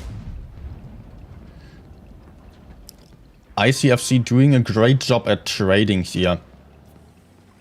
Shooting down the VK90, building up the crossfire with a VK72 moving up now. Sophie down to a 1-shot. Also, Bifrost lost a lot of hit points, is getting pushed onto right now by the IS7 and T95 E6, both failing their shots though. But the IS7 will pick up the kill, 2-gun advantage for ICFC. They are going full in right now, but Captain Low lost a ton of hit points as well. Is down to 1-shot, goes down as well. B is getting stopped by the T100 LT, but he is going to be in trouble with the IS7 and Rhinoceronte aiming for him already. Not all too great for the T100. He might very well go down to the IS7. Yep, he gets killed, but it is Lisa from the side. They are picking up the kill. 900 points for the guys of Risk for now. Looking great for them in terms of cap points, although they are not at a gun disadvantage anymore. The batshit on the way towards base A, maybe trying to help out with the Rhinoceronte still, picking up the kill as well. But there come F Silver and the T95 E6 to get the kill of TJY. Still T95 E6 getting killed 2 versus 4 actually. 960 points for ICFC. And Risk is not really able to turn this one around, although they still have some hit points on their remaining tanks. They cannot really get the kills in anymore. TJY just trying to survive in safety. F Silver going for a desperate push, 1k points for ICFC. That crossfire was just absolutely amazing there by ICFC. Risk having that VK90 in that position. I mean, the purpose was kind of to just spot anyone trying to move up towards base B, but it was just too risky in this case, definitely. And that was the first win for ICFC in the Grand Finals. Best of 9, by the way, so a lot of wins are needed. 5 wins in total for winning in this encounter.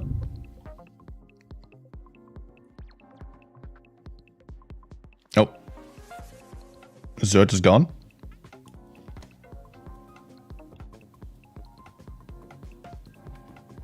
Okay.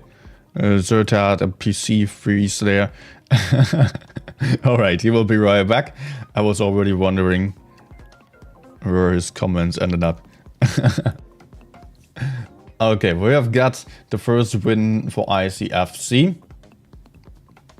I wasn't even pointing out whose map pick it had been. But I really like the way that ICFC was circling around the map there. Managing to shoot from so many different angles. Just despite having the cap disadvantage, they were simply not really caring about that. Going for the kills then was just working out much better. Risk had the isolated tank too far ahead, and they were also not really able to secure the map control, not committing to one spawn or the other, just rather spreading out for somewhat safe positions for holding the area there, but not really being safe from getting pushed onto like that, being forced to be a lot more passive. This has been a this has been a pick by ICFC, and the next map will be Oasis Palms now. Oasis Palms will be a pick by Risk, actually.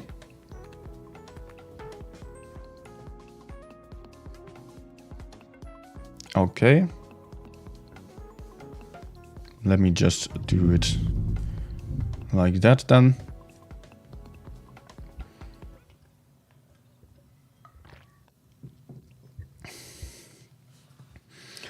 ICFC picking, wait, there was a pick by, yeah, Risk. So ICFC picking the spawn.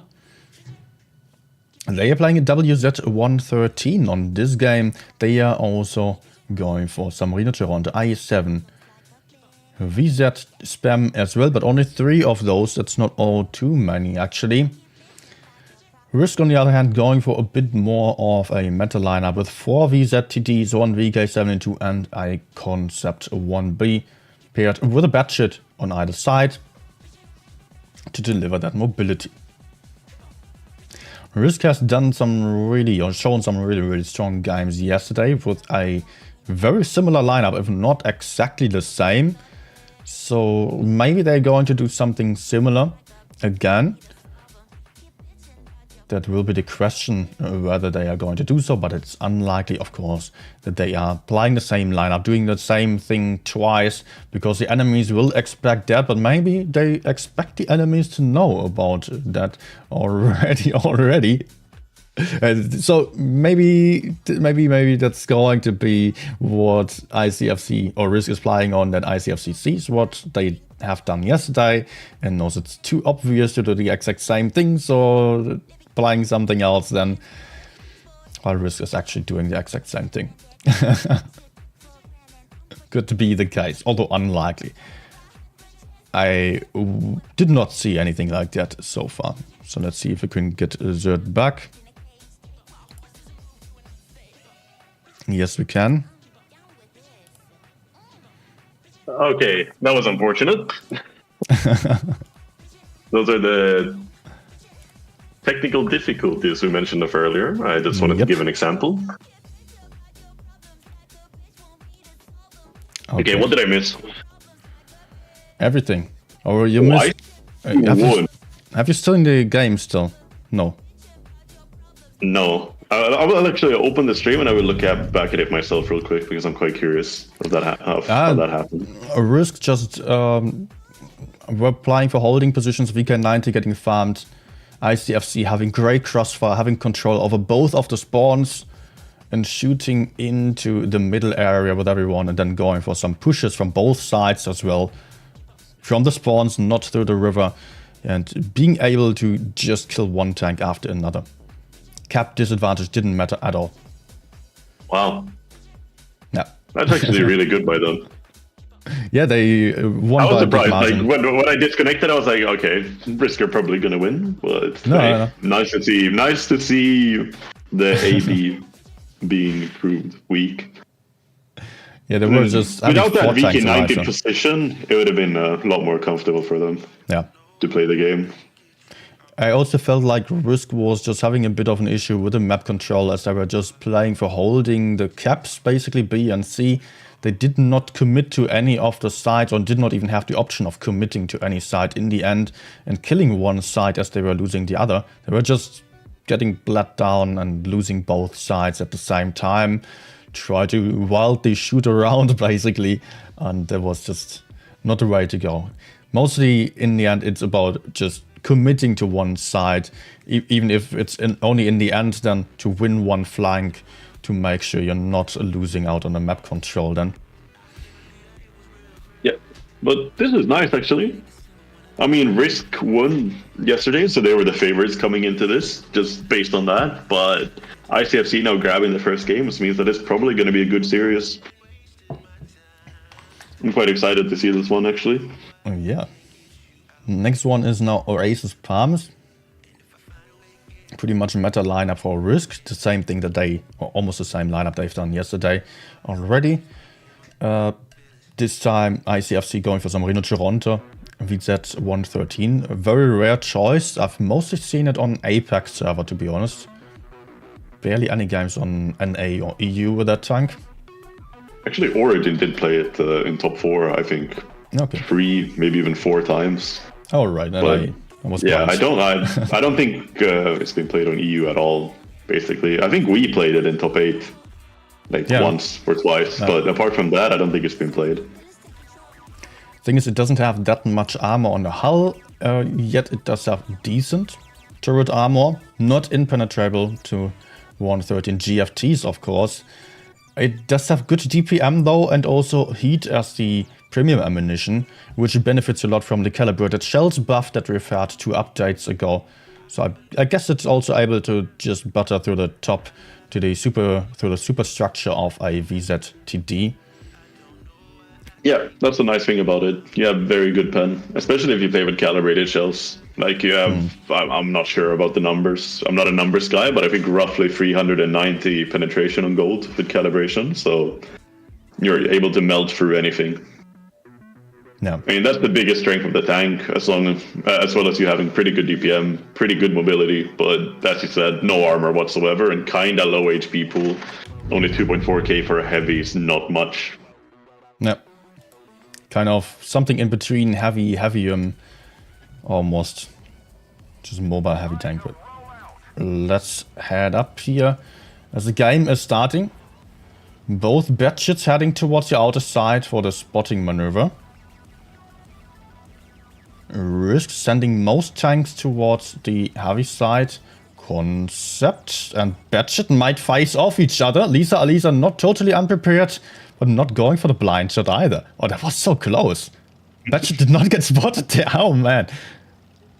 That's the magic of the bush. All of a sudden, he's just invisible.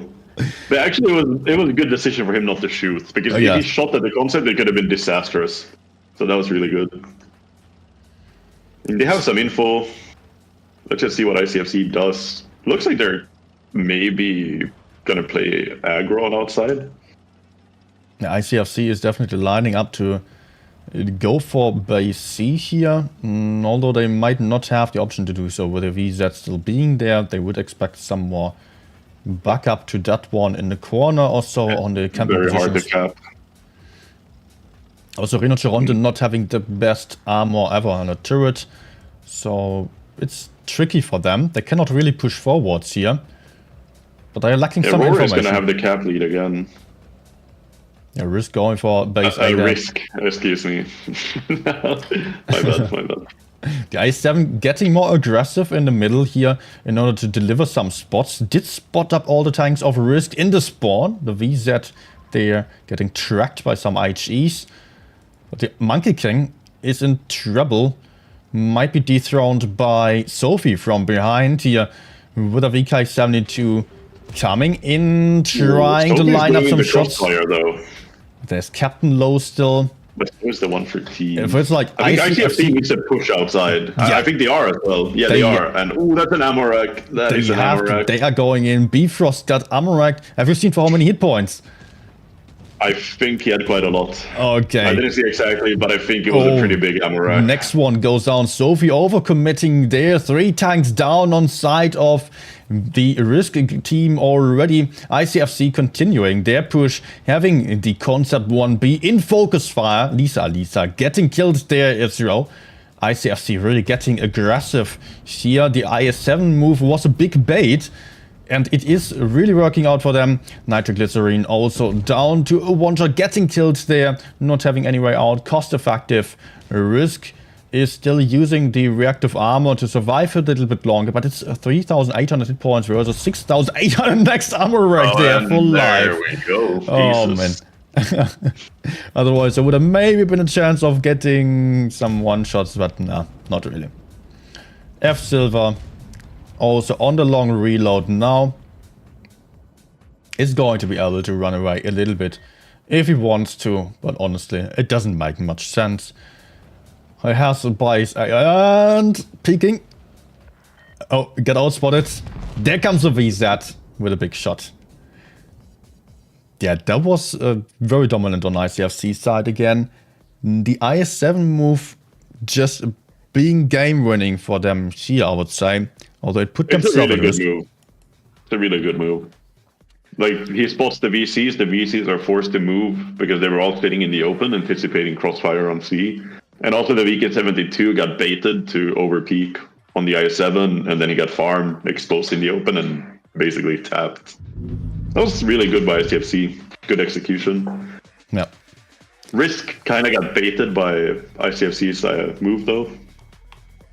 I've got to just mention the patience that ICFC has shown here.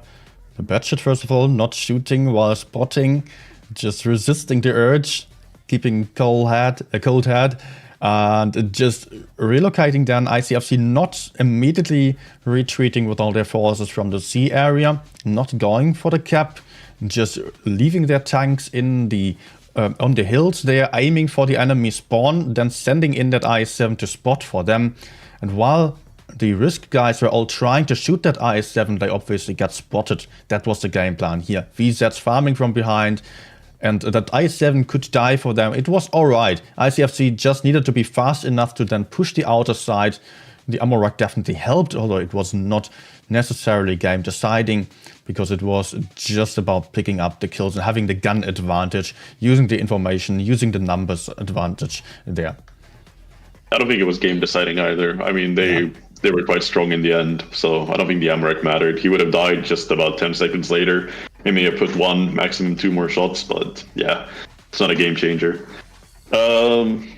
Yeah, I mean, ICFC playing both games without points and still coming out on top. I mean, you can tell they didn't really care that much about bases. Not this game and not last game either. Yeah, not at all, actually. Yeah, that's actually a good showing. So next one is Black Goldville now.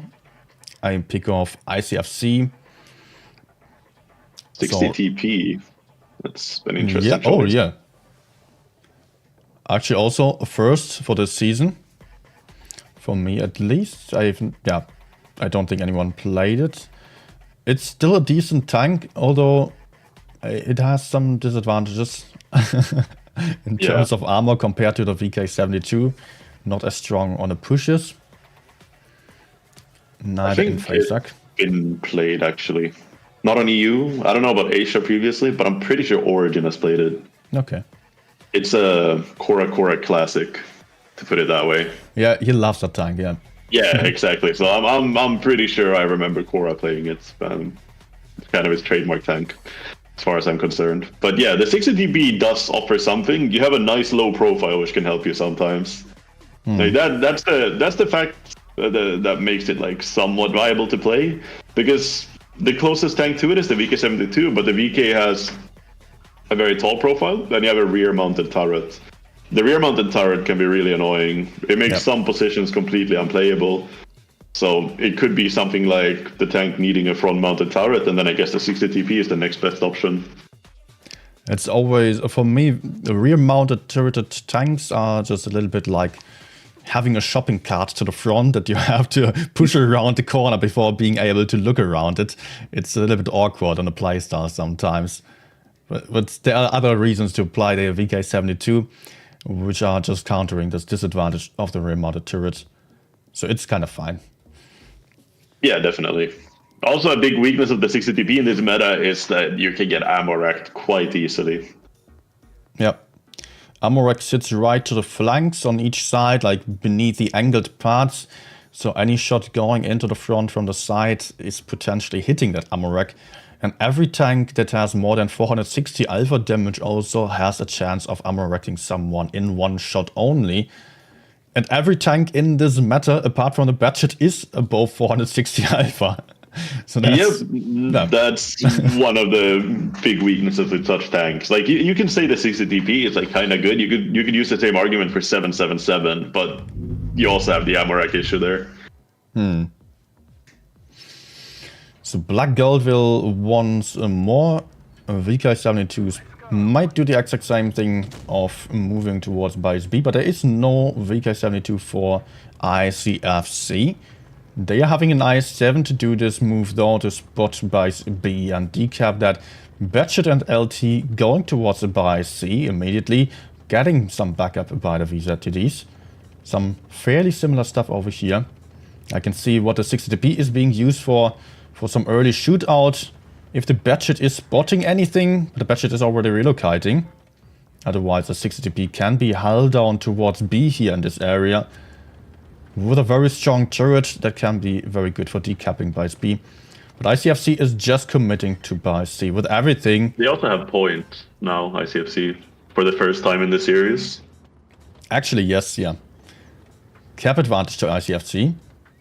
Risk has gone for base A, but they are also closer to base B here.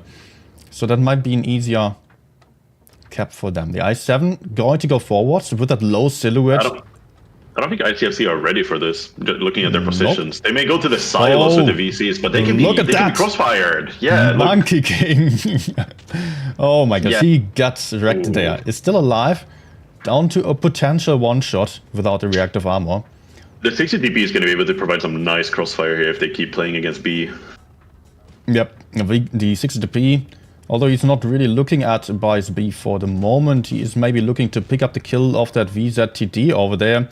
There's still 200 LT to the side as well, who is going to cause some trouble to that TP.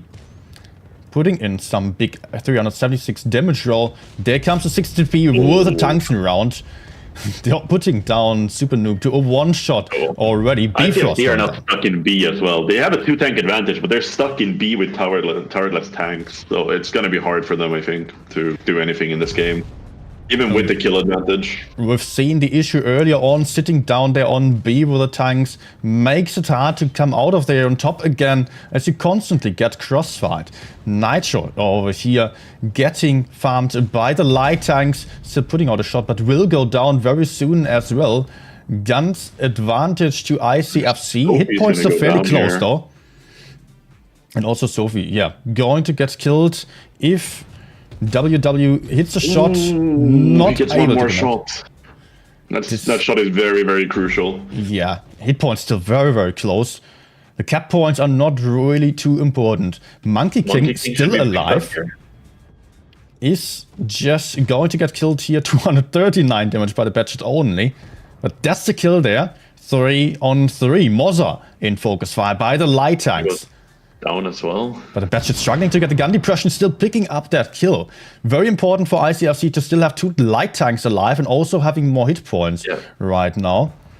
And there goes the VZTD, which is a 3-on-1. Alisa still having caps, still having some hit points, but only half the hit points. So that's... He is able to kill both lights in one clip, but it's hard. He's in a really difficult situation here. Especially with a VZ. Okay, he can circle the VZ. But I don't think that's the way to go. He still puts in a shot into the Batshit. That was really well done. Gets the kill, I think. Points now, I think. Yeah, he does. Yeah. 920 versus 850. I'm not sure. I don't know if that's enough. I don't know either. Actually, it's enough. It is enough, yeah. But TJ he's gonna stop this looks like a win for ICFC. Unless if Alisa gets the kill now. That's the only chance. I mean, yeah, okay, it's too late. It's too late. But if Alisa did manage to pick up the kill of TJY, that would grant him another 40 points, and he would have still been able to win the game. A very close match here in the end. Super close. I thought Risk would win this one just based off positions. I don't know what happened to Risk's other light tank. They had 2 batches, but I didn't see what happened to F Silver. I just thought that he was dead, and I wasn't able to see how. Yeah, he only did 1 shot as well. I don't know what happened there. I mean, if he was alive here, it would have been an entirely different game, I think. Well, he got shot by 4 shots, so those must have been some big ones there. Yeah.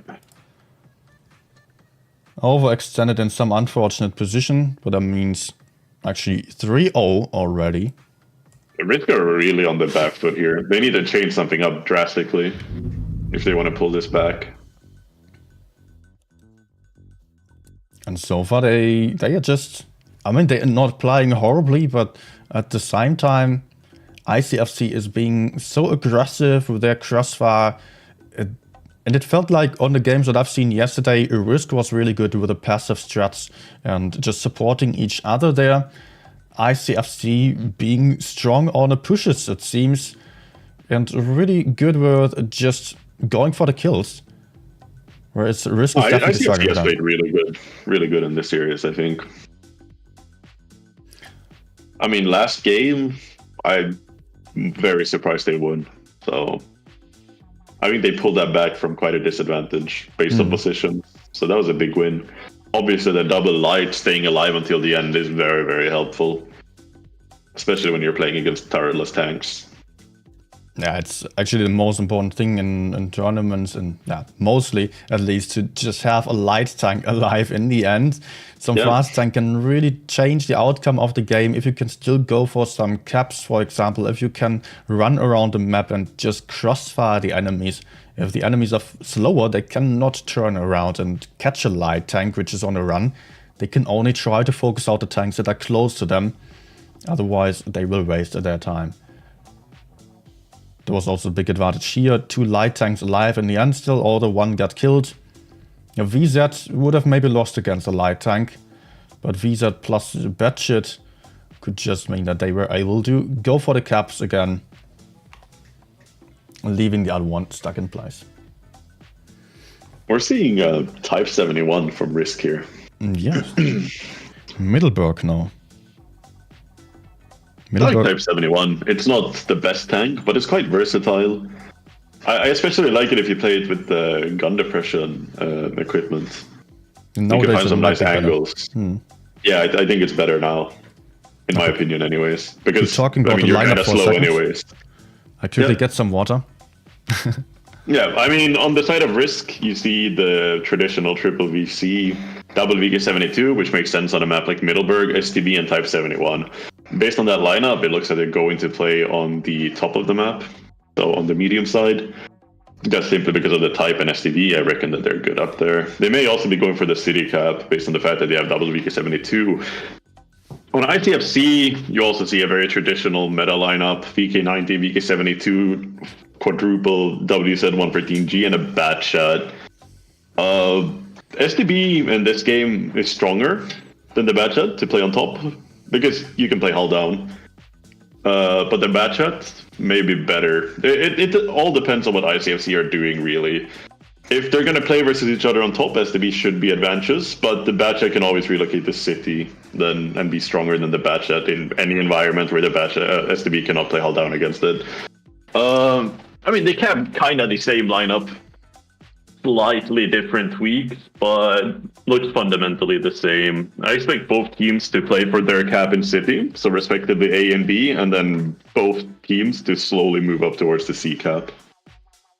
Also, I want to point out here that actually the Batchat is on the spawn where they are on the better spawn to spot and go for a shootout actually. So they might use the Batchat for some quick spots, and maybe they can put in some early shots with the VZTDs into anyone moving up the hill. It's often very nasty. Sometimes we are seeing some big blind shots already at the start even. Blind shooting is a huge factor in this map, actually. This map, Oasis Palms, Black Goldville are the maps that comes to mind with blind shooting in the start. It can be very beneficial. Like, I've seen tanks lose like 1,000 hit points from the start. Yeah. Even more. So, I mean, that even applies in randoms. Like, you should always, as you spawn in, just look to where the enemy tanks spawn and shoot. Like, it doesn't matter that you will be reloading for the next 15, 10, 20 seconds, depending on what you're playing, because nothing's going to happen in those seconds anyways. Yeah. So, it's always nice to get a little bit of extra damage to begin the game. Small advantages are still advantages. All right, here we go. Getting into the game. And ICFC is only 2 wins away from winning this encounter here. Batchat going for the spot. ICFC are not going for A here. In the start anyways. They're playing passive, but Risk are doing as they expected. They're going to go for the B cap and move to C at the same time. No shootout was possible here. The Batchat will likely rotate towards A, I think. Still spotting for the moment. I believe so as well. Now the question is if Risk are intending to use the Type 71 to cap C. I think that may be the case here. The Type 71 will move up to play behind the C cap, and if they see an opportunity, he will be stepping into the base. Maybe that's the idea here. Although it can also get shot by some IGs or so. A little bit easier than ICFC are quite comfortably set up here. A strong holding positions, a very passive lineup or setup here for them. They don't want to overcommit. They just want to make sure to have some shots into C while not putting themselves at risk by, for example, moving up there, which can easily get pushed many times, and most of the times. So they are rotating now with the Batchat towards base A here. The VK90 is already close to the cap. The Batchat is going to deliver some spots then in the city. The VZ, careful, giving some backup then. Yeah, ICFC are losing on caps again, but as we see by the previous games, it hasn't meant much. They're not capping the A base, interestingly enough. They're going past it. Just moving up here, but also Risk is prepared. Batchat outspotting everyone though. Not shooting at all. It's actually just a play for B here, not for A. They can still pick up A later on, but if they do get B, it would be huge for them. VK90 carefully approaching the base. Will struggle to cap it safely though. Stepping into A now. Now A is getting capped, yeah. Yeah, I think ICFC need to counter this VK72 somehow, but that's really difficult for them. But Risk are moving up on the top. We see some movement. Both teams actually simultaneously decided to move up towards base C. But Risk are in a 5 versus 3, so it's looking very rough for ICFC. As long as Risk really commits to this push, I think ICFC will be destroyed within 20 seconds here. Especially with a VK72 already being that aggressive, cannot escape from there. And the VZs also took a lot of shots already. So ICFC will have to get super aggressive down there in the city to make sure to kill those 2 tanks. WW also moving through the middle, being completely out of the fight for a long time still. There are one tank, or there is one tank down on either side. Both teams lost a VK-72, but there are some very isolated tanks up here. Very equal on hit points, and ICFC managed to get the caps now. Huh. They still have the cap lead, actually, on the hit point lead, but they are going to lose out on one tank at least. They will still kill the STB back there, but for that they lose a VZ over here. So they are going to be down one tank. Ooh, hit the points also STB down may now. be able to kill the Batshot in City even. Oh, yes. Ooh, if he kills the Batshot, this is very, very difficult. Okay, he escaped narrowly. There comes a VZ now. Fluffing the shot. Oh my. This might lose them the game, as it will cost them a lot of time to reload again, while the Batshit cannot be fighting at all. And those guys here getting pushed onto without having any backup at all. VK90 now just getting YOLO'd here. Nothing he can do about it. The armor is completely useless when being right in front of the enemies or being all the way circled by the enemies. Also, the caps are not really too important at all here. ICFC having taken no advantage down there in the city, doing a huge mistake by getting aggressive on C with a tank disadvantage. Bifrost down to 18 hit points only, but still picking up the kill. They are only having 2 tanks against them. They are having the cap points again with Mozza having capped by SB and now just moving in there, picking up that easy kill off that Batshit right at the front. Doesn't have to be afraid at all. Just moving forwards here, and that's the cap win. There we go. Risk winning the first one. Huh. So maybe come back for Risk. I mean, it's definitely possible. I mean, Risk Yeah. played better than them in the set yesterday, so I mean, there's definitely potential. It's an interesting game, though. I think ICFC would have been fine if they just didn't overcommit on top. Yes. If they just fought in City, they had a 3 versus... Oh, yeah, it was like 3 versus 2 or even 4 versus 2 in the City. Like, they would be able to kill that VK-72 and pick up the STB. They were able to get AB. So, as long as ICFC didn't do that move where they overcommitted 3 tanks on C against 5, I think they could have won this game quite comfortably, actually. Yeah. So, that's a mistake from ICFC. Maybe they were just already predicting the enemy move towards base B as well. Expected them to counter push base B there. Because there was also one, I think the STB was rotating down. And maybe they were just spotting that and thinking, okay, they are just going to repush B, so we get aggressive on C then.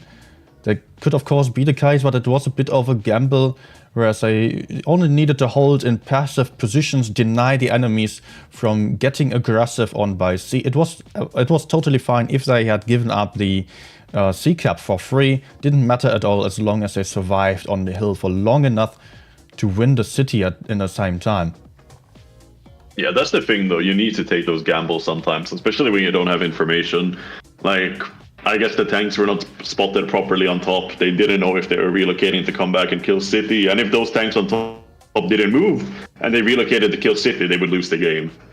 So, I mean, you have to take gambles sometimes. It's hard when you don't have like full information of the enemy.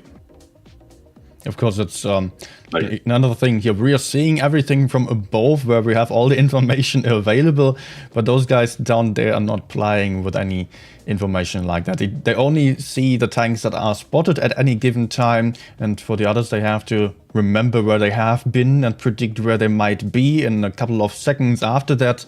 And there were no light tanks or medium tanks for the team of Risk on top of the hill for ICFC. So they only had the TDs, which have very bad view range, and also the VK-72, which were all not in position on hills or so to spot much, only seeing very limited parts of the map right ahead of them, where they didn't see anything at all.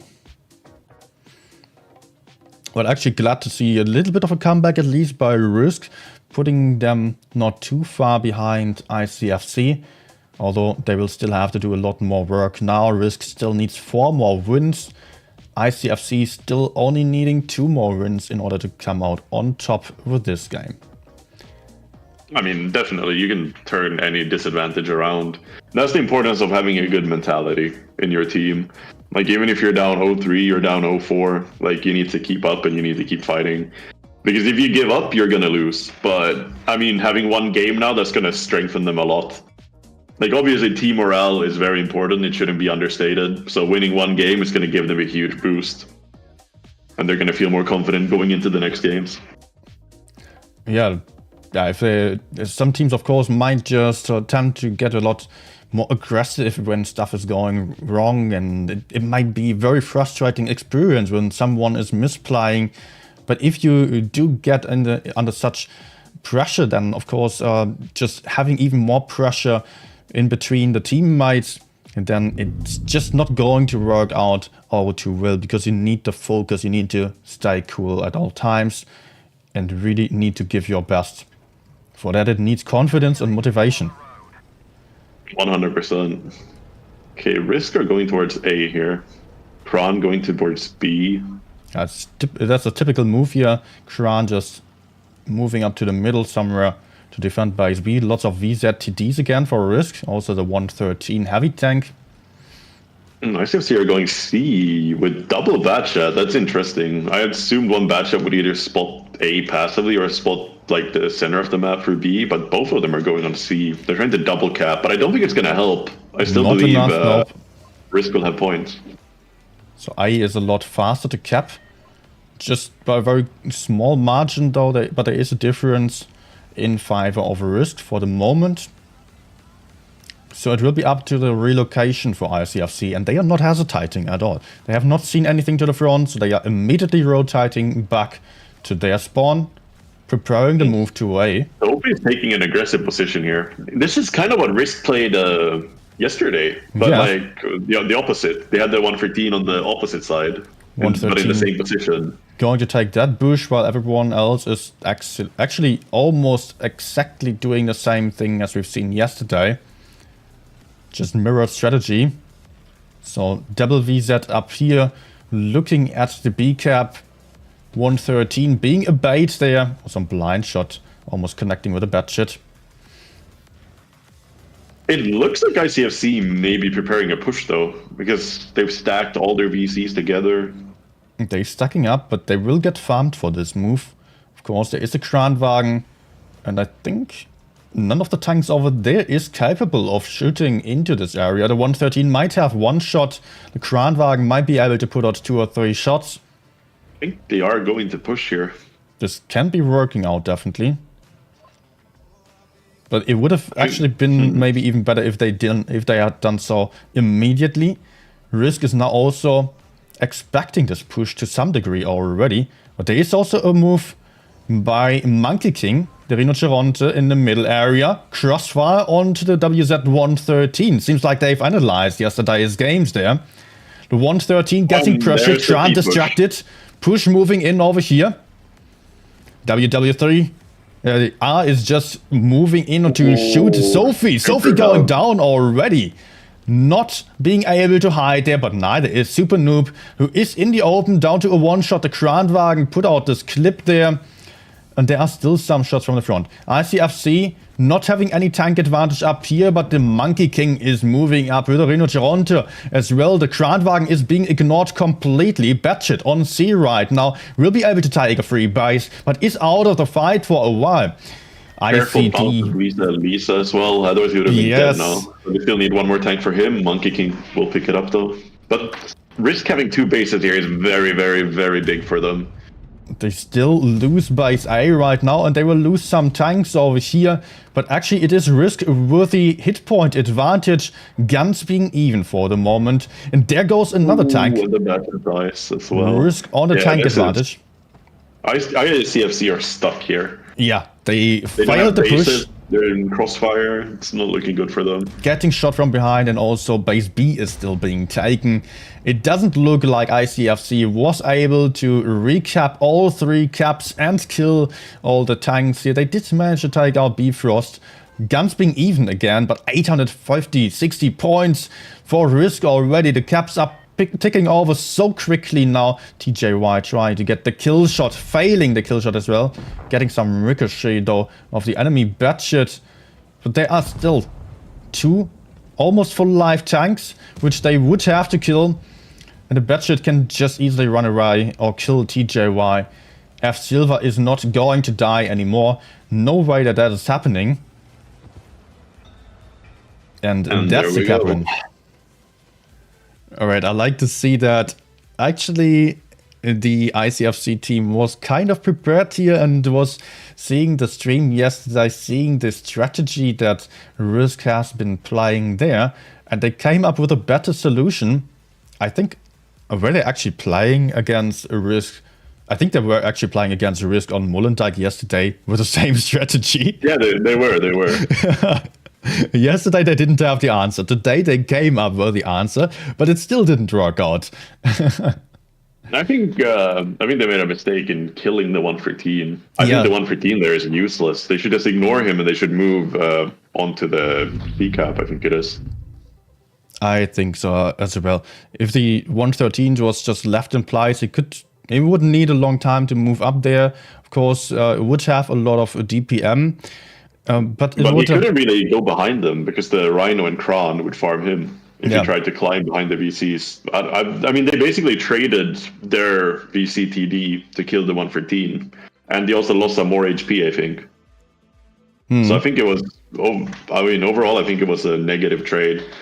And also the VC 113G loss for them is much bigger than the loss for the heavy. I mean, the loss of the TD for Team ICFC is much greater than the loss of the heavy for Risk, because he was stuck anyways. Yeah. The 113 could just not move out and go anywhere else.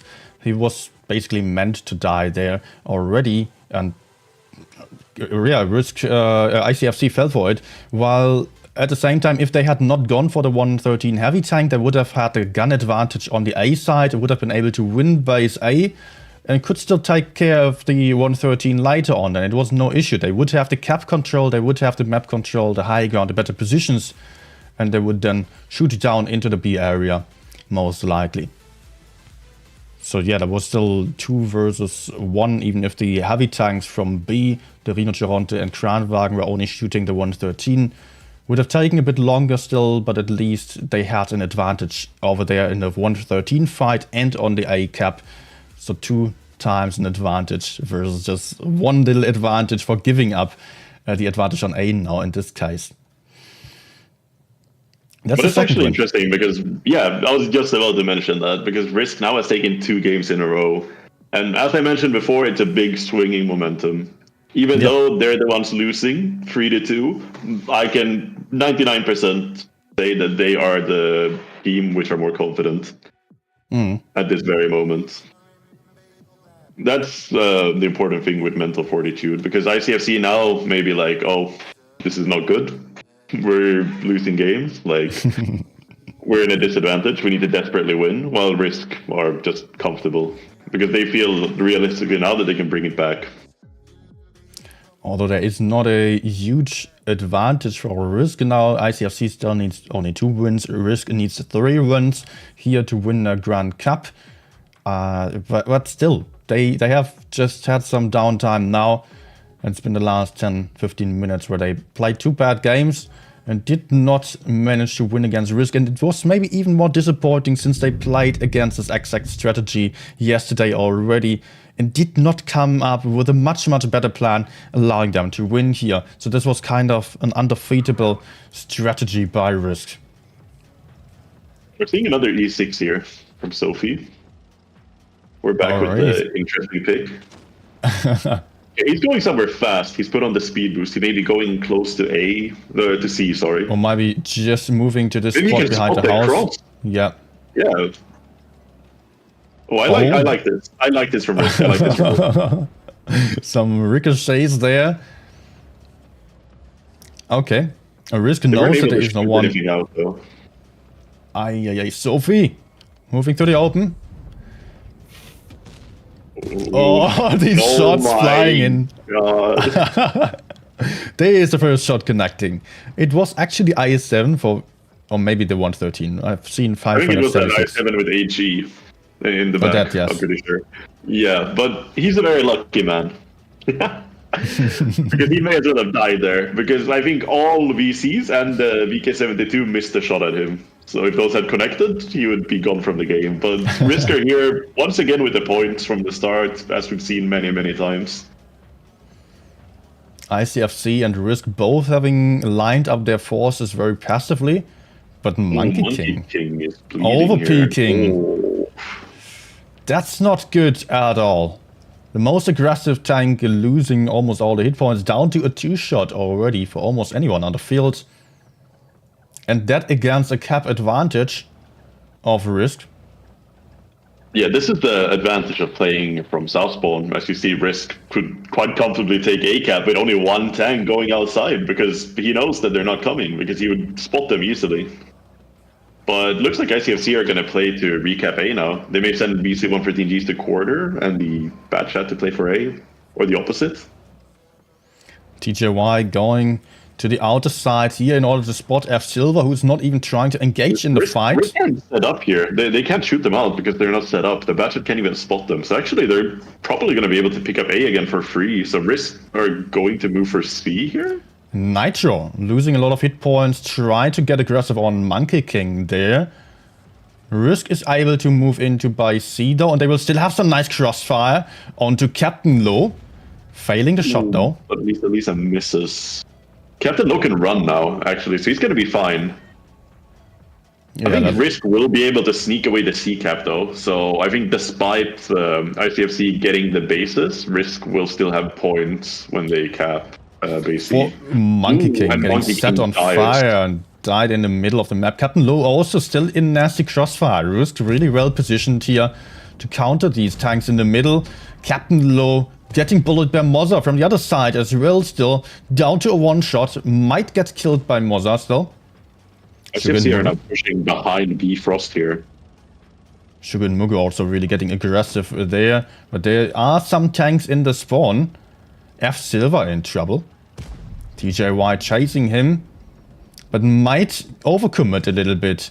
If he continues his move forwards into the enemy spawn, nice kill of Mozza. That's really good, actually. They're down a tank, but they still have hit points. They have a 2k HP lead.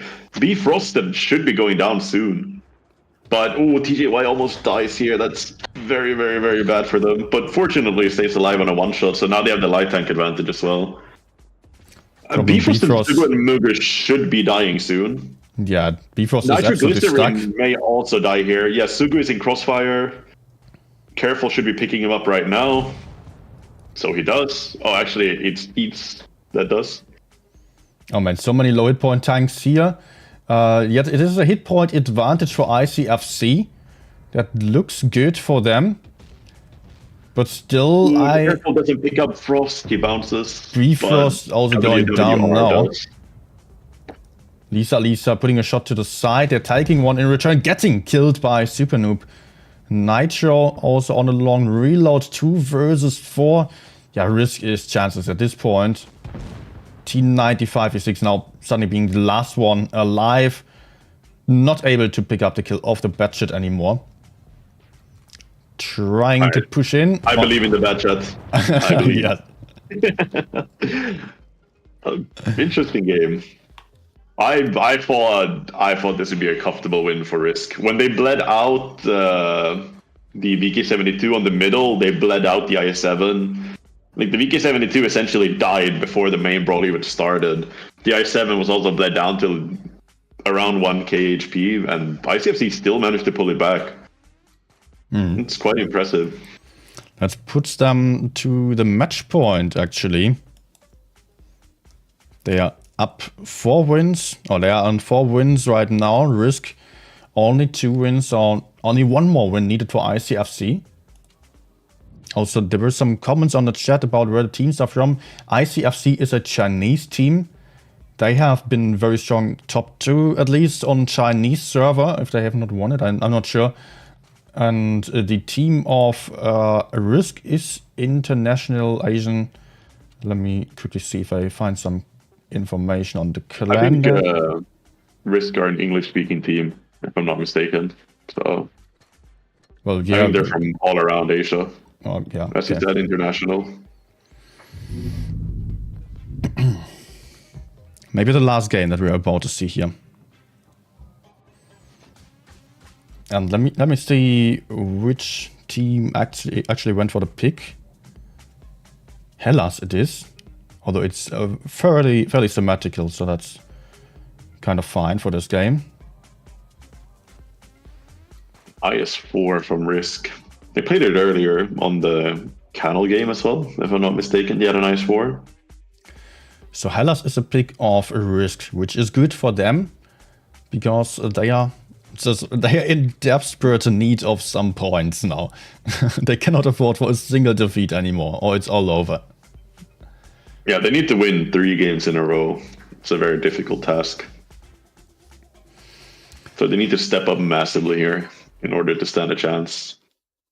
I hope they win at least 1 or 2 games still. A little more entertainment. Yep. Although ICFC definitely deserves a win already, I think, yeah, I just want a close game possible. I mean, I think it can be close. Most games here have been really close. ICFC have been a bit more clutch, though, in the more important moments of the game. But I think Risk still shows great capability of setting up crossfires and playing for cap advantages. And Risk is going for 2100 LT again. Might be beneficial for capping by C because it is so low that it cannot be decapped there. But C cap is always a very risky cap. Definitely, because you can get shot down when you're moving out of that or into that. I mean, as you're saying, looks like a C strategy. You see the concept, you see the STB, you see the T100 LT. Yep. Kranwagen as well. Kranwagen maybe for holding the middle position, though. It's pretty good with the aiming consumable to play in the bush around the center of the map. IS4 with a speed boost as well, but the IS4 is actually heading towards AB. Hold AB, yeah. Oh. But yeah, as you can see, they are approaching C with the T100. The T100 is breaking a tree to sit and spot in here. Don't think I've ever seen that before.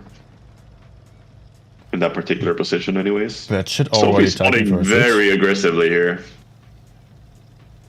Collecting enough information for them to know that they can drop into by C now. By B getting capped, some crossfire. Bifrost a blind shot. What the hell? It probably has been spotted just a second ago. It's still possible for Risk to take by B, I would say. Although yeah, I think he needs to approach B from the right side, though, not from where he's going. But I think the I7 is going to eliminate that option for them. And with the I7 going in there, although the I7 cannot reliably defend by B due to the wall here. Yeah, that's true. So, I don't even think he can spot it, actually, unless he overcommits. But now the VK90 is going to do just that. So Risk at a disadvantage this time in terms of points. Not a position they've found themselves in much in the series anyways. Usually it's been them grabbing the bases. So ICFC is being a lot more aggressive here. They are not having as much map control, but they're having the caps. They are securing base B and base A right now. They don't have to care about base C at all. And they don't really have to drop into base B anyways. But Risk is preparing for that to happen. They are trying to cover the IS4, and they have to cover the IS4 because he is stuck there. Maybe they're going for a counter push. I don't know if they have enough information for that. And it's a hard push because ICFC have all their tanks kind of able to shoot this out. The IS7 might lack some coverage though. He does have 113 behind him. But Risk doesn't have enough tanks to do this move.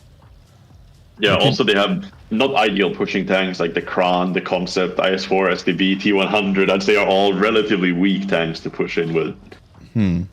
So it's not looking ideal for them to make a move here. And they're playing against a much, much stronger lineup in terms of brawling capacity. And for a push, I think they are still having too many tanks out of the fight on the other side as well. With the Concept, STB and T100 being very far away. The IS4 having lost half the hit points already. Risk seems to struggle to come up with a good plan for how to win this one. Bit of crossfire in there. Mozzarella is crossing to take a more aggressive position. They may be trying to bait ICFC to go on to the concept here and then re-push the other side.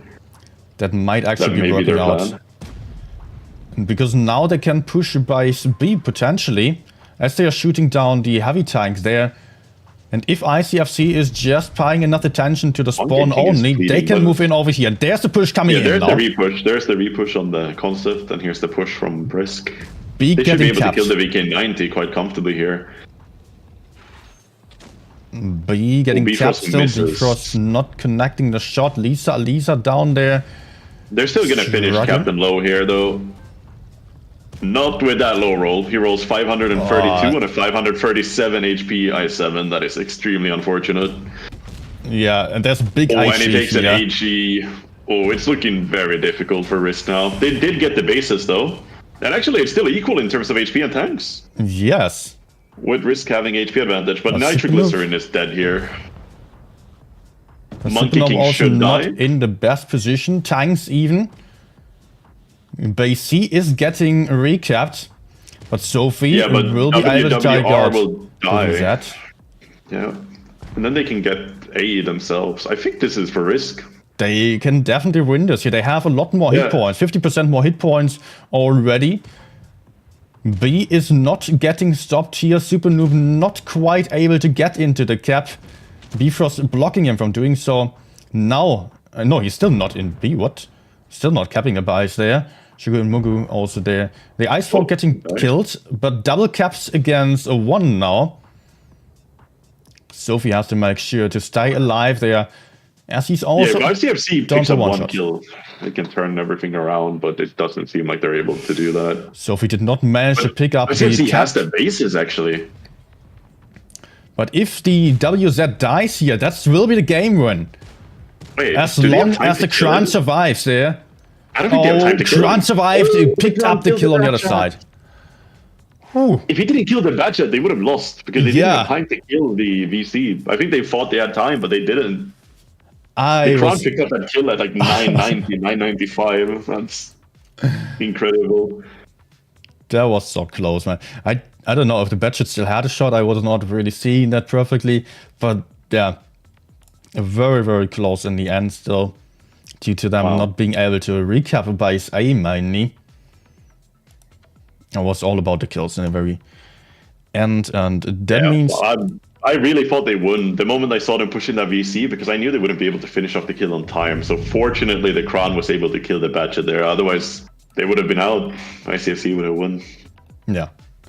What a close game, though. I like the idea for Risk. It was actually a perfect idea. Like, sending the concept there as a bait, and ICFC took the bait. They were able to commit to the V-push. Really well played by Risk. It's kind of... that's the best thing they could do in that situation, I think, anyways. So that was actually very nice. Kind of what you're known for as well, to move in first with an IS-4 while the team is doing the rest then. In the past, at least. Well, unfortunately now, my IS-4 is bad. I don't like the tank anymore since they reworked it. But yeah, that's my specialty. IS-4, IS-7, super heavy, going in the middle, dying. Hey, someone has to do that, so... Yeah, better if someone does it who knows when to move in. I found it often also very tricky to call someone to move in, because they were mostly afraid to do so early. It's the hardest thing. Like, because if it's another person than yourself, they may not know exactly how you want them to move either. Like, how you want them to go in, how to position themselves to survive as long as possible. That's why I prefer to do it myself. And it compensates for my somewhat lacking mechanical skills, so yeah, everyone's a winner at the end. Alright, the next one will be Normandy here, a pick of ICFC again. But this one really is, again, a symmetrical map, so it doesn't really matter here, luckily for Risk as well. But of course, they will have strategies for both spawns here. Often a very passively played map. We've seen some aggressive A push earlier already, which worked out nicely. This time, no T100 also. Actually, there is a T100 for Risk again. F Silver has been playing that tank for multiple seasons in a row, I guess. 3 to 4. 5 VCs. On side of ICFC, also 4 VZTDs and budget on either side. 1 VK72 and IS7 also for ICFC. Maybe not the IS7 unreadied again. It's Kranwagen. So nice heavy tank advantage. Yeah, I was gonna say Risk may go for the boost with the T100 from South Spawn. What boost? They may boost. Yeah, they may boost the tank in spawn. You go on the beach and then you drive up a little hill, and you will be boosted on the spawn hill. Okay. You can do it solo. It's very difficult to do solo, so that's maybe why they're playing double light. The LT will go and the Batchet will push him up. It's an option. That's one of the reasons I can see them playing double light. Apart from that, I think they're just gonna hold. We'll see what they're gonna do here. Okay, it doesn't look like they're doing it initially anyways. Looks like it's going to be a middle spot for the T100 LT, which can be good because it's small. And ICFC are moving to... Okay. ICFC are pushing A. This batch... Oh, no. We may see something similar, which we saw in the last series, where ICFC were able to kill the Batchet, him dealing 0 damage in the A cap. This might seal the deal for Risk already here. Batchet going down right at the start with a fire. Triple tap, and that's 1 tank less already. And Risk are in a really bad position now. This is going to be extremely difficult to get back up. They're down 2,500 hit points, and they lost the light tank 30 seconds into the game. Bifrost also may be able to cap A here. Or they're gonna kill Bifrost as well. ICFC just going in, trying to pick up the kill here. Bifrost has to drop down to the beach. And will be out of the fight, dead or not. Which leaves a couple of tanks behind here. Unfortunate loss here right now on the grand finals, but ICFC is doing great here, just picking up the 2nd kill already. Captain Low flanking around, flanking behind. Monkey King is going to go down though. Monkey King is going to go down. F Silver may be able to push the Kran and take him out too. Mozzarella and Nitroglycerin are both one-shots. Yeah, TJY going for the kill shot there. Also, Nitro is down to a one-shot already. Getting pushed onto by Super Noob. There we go. Next kill for ICFC. They're also losing a tank over there, but it is 3 versus 5. One-shot though for them as well. Is there any chance 5k hit points versus 7,100? Maybe with an armor rack, but we can really not count on that. Here. They're going to need a miracle. Sophie's down to a one-shot. Super Nub is as well. Super Nub getting picked up, but there is the kill of another VZ. 2 versus 3. F Silver being stuck there, getting pushed onto by the Batchet with a full clip. Getting rammed. And... yeah, I don't think F Silver can drive out of it. Is an armor rack actually of F Silver by the VZTD, and that leaves only Alisa left alive. And the tanks are jumping around a little bit on this game, unfortunately. But anyways, this was just a super aggressive gameplay by ICFC. As soon as they have seen the advantage there, they were actually going for the same strategy of just pushing all towards base A with the VZTDs, which worked out really well earlier already.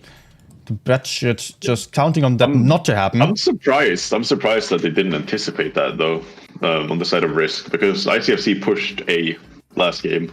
I mean, they were fully stacking on A, so I'm a bit surprised that they didn't assume that could happen. I think they were going for the T100 LT boost because they did drive down in that corner of the map, as we saw. But yeah, didn't matter in this game. And that is honestly dominating by ICFC. Like, big congratulations to them. I expected Risk to be the stronger team going into this series of games, but ICFC played better than them. Like, there's no sugarcoating it. Like, I think ICFC were just a better team today, and I think it's a well-deserved victory on their behalf. Yeah, absolutely. The amount of crossfire and teamwork that they have shown here, the amount of aggression, that was just not seen on yesterday's games yet. Today they have really shown some dominance. Their Risk was absolutely struggling on so many games and did not manage to keep up with that. Absolutely deserved win by ICFC. Congratulations to that. Yeah, I hope they will enjoy the big prize pool and all the money that they get for that. Yeah, it's a lot of money, definitely, especially because most of the players are young. Like most of the people that are playing these tournaments are around 20 to 25 years old. $4,500 per person can definitely have a big impact financially for everyone. So yeah, big congratulations to them. Also good for Risk. I mean, second place is also very good in terms of prize pool. Roughly, I can't tell you exactly how much, but between $2,000 and $2,500 for that. So that is also great for them. But yeah, sadly they were not able to keep up here with ICFC. Although yesterday they played better than them, ICFC just stepped up today, and well-deserved victory for them. Yeah, I really like these games. Nice comeback also by Risk. There was still always a bit of a chance for them to still make it. And in the end, it was fully deserved by ICFC to win this. But still, we were not seeing any steamroll games here. No, apart from the last one, that was just sealing the deal then, basically. Apart from that, it was just, very, very close. And I really enjoyed this grand final here for the APAC server. Yeah, it was great games. I enjoyed it as well. As you said, well-deserved victors, but Risk also put up a good fight. I was afraid it was going to be a complete steamroll when ICFC were up 3-0, but Risk almost pulled it back, so kudos to them for that. Yeah, actually managed to come back from quite some disadvantage. Was quite good. So let me quickly check here. Stream will still be going on for just 20 minutes at least. For that time, you can still get the rewards on the portal. So we will just, all right, do you just want to go for some random games or for some half an hour or so? I'm fine with playing some random. Let me go grab my iPad. I will also just take a quick break. Just short timeout, just a minute.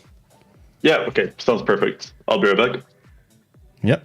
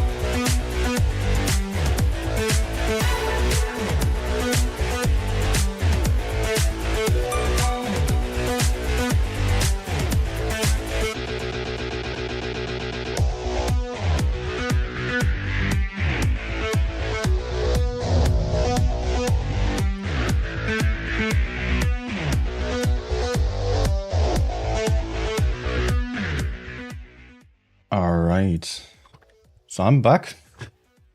Yeah, I'm here as well. Good. Also, I just checked something. You mentioned earlier the nationalities of Risk. I've checked it up in game. There's quite a diversity here. There's Cambodia, Indonesia, Thailand, China, Australia, India, a guy from Poland. Okay. That's Lisa. He's European. He plays on the EU as well, under the name Tokonami. Ah, yeah. Yeah, he's been in top 4 in the EU as well. I think at least once I remember he was in How was that? Pikpa. Yeah, and I think Ikra. also in another team that was also really promising for a while, but they did not stick together. Was it Reject? No, there was one team that only played one season. I don't know the name anymore. Too many teams have been around. Yeah. Crowley. Oh, yeah. Okay. Okay, you're not having the camera on then. Yeah, preferably not when I'm playing. Okay. I'm gonna have to do that if we advance to top 3, so that's enough. Okay, you're going for a big chunky tank. Mouse. I've not played that in a while. Yeah, Mouse in random is not the most fun tank to play. And that's why you're going for it. It's usually good for win rate.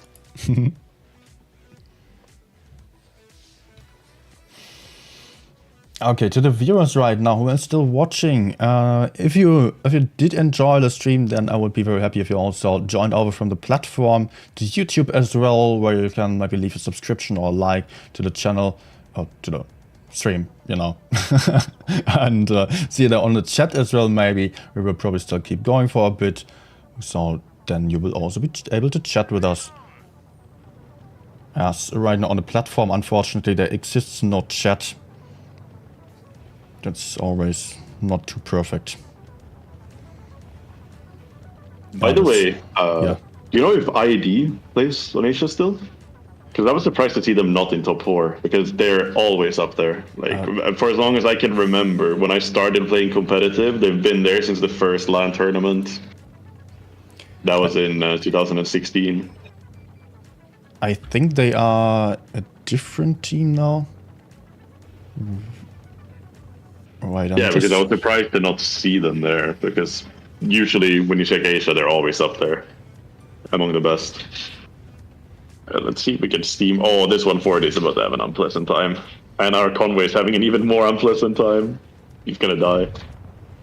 Okay. Yeah, I don't know if we can push here, because we're kind of alone, so I'm just gonna sit here and stare. Sheridan is gonna overpeak. You can play against the 140 and I'll play up here. Okay, we also have Progetto behind them. What the hell? Yeah, Sheridan shot. I'm gonna push in, actually. I think we can just steamroll their meds here. Yeah, let me know if you can hear my game sound, by the way, because then I will turn it down. Oh, no, it's fine. Alright, perfect. Sometimes it leaks through my microphone, so... Yeah, I'm gonna climb for the 111 here. Have fun. Gonna take me a minute. Yeah, I'm just moving towards the city then. Yeah, our Progetto should be able to kill the 140. And okay, he dropped. He is just wasting my time. Oh, the Hori? Yeah, I will pick up the 111 though. Unless you do it. Okay, nice. Yeah, I mean, we're both basically full HP. Yeah. So, yeah, that's the nice thing of playing a mouse. You just drive at them. Yep. I'll do one in this guy. Try not to block your shots. Okay, the Yo is gonna peek. I think that's the big gun. Yeah, that's the big gun.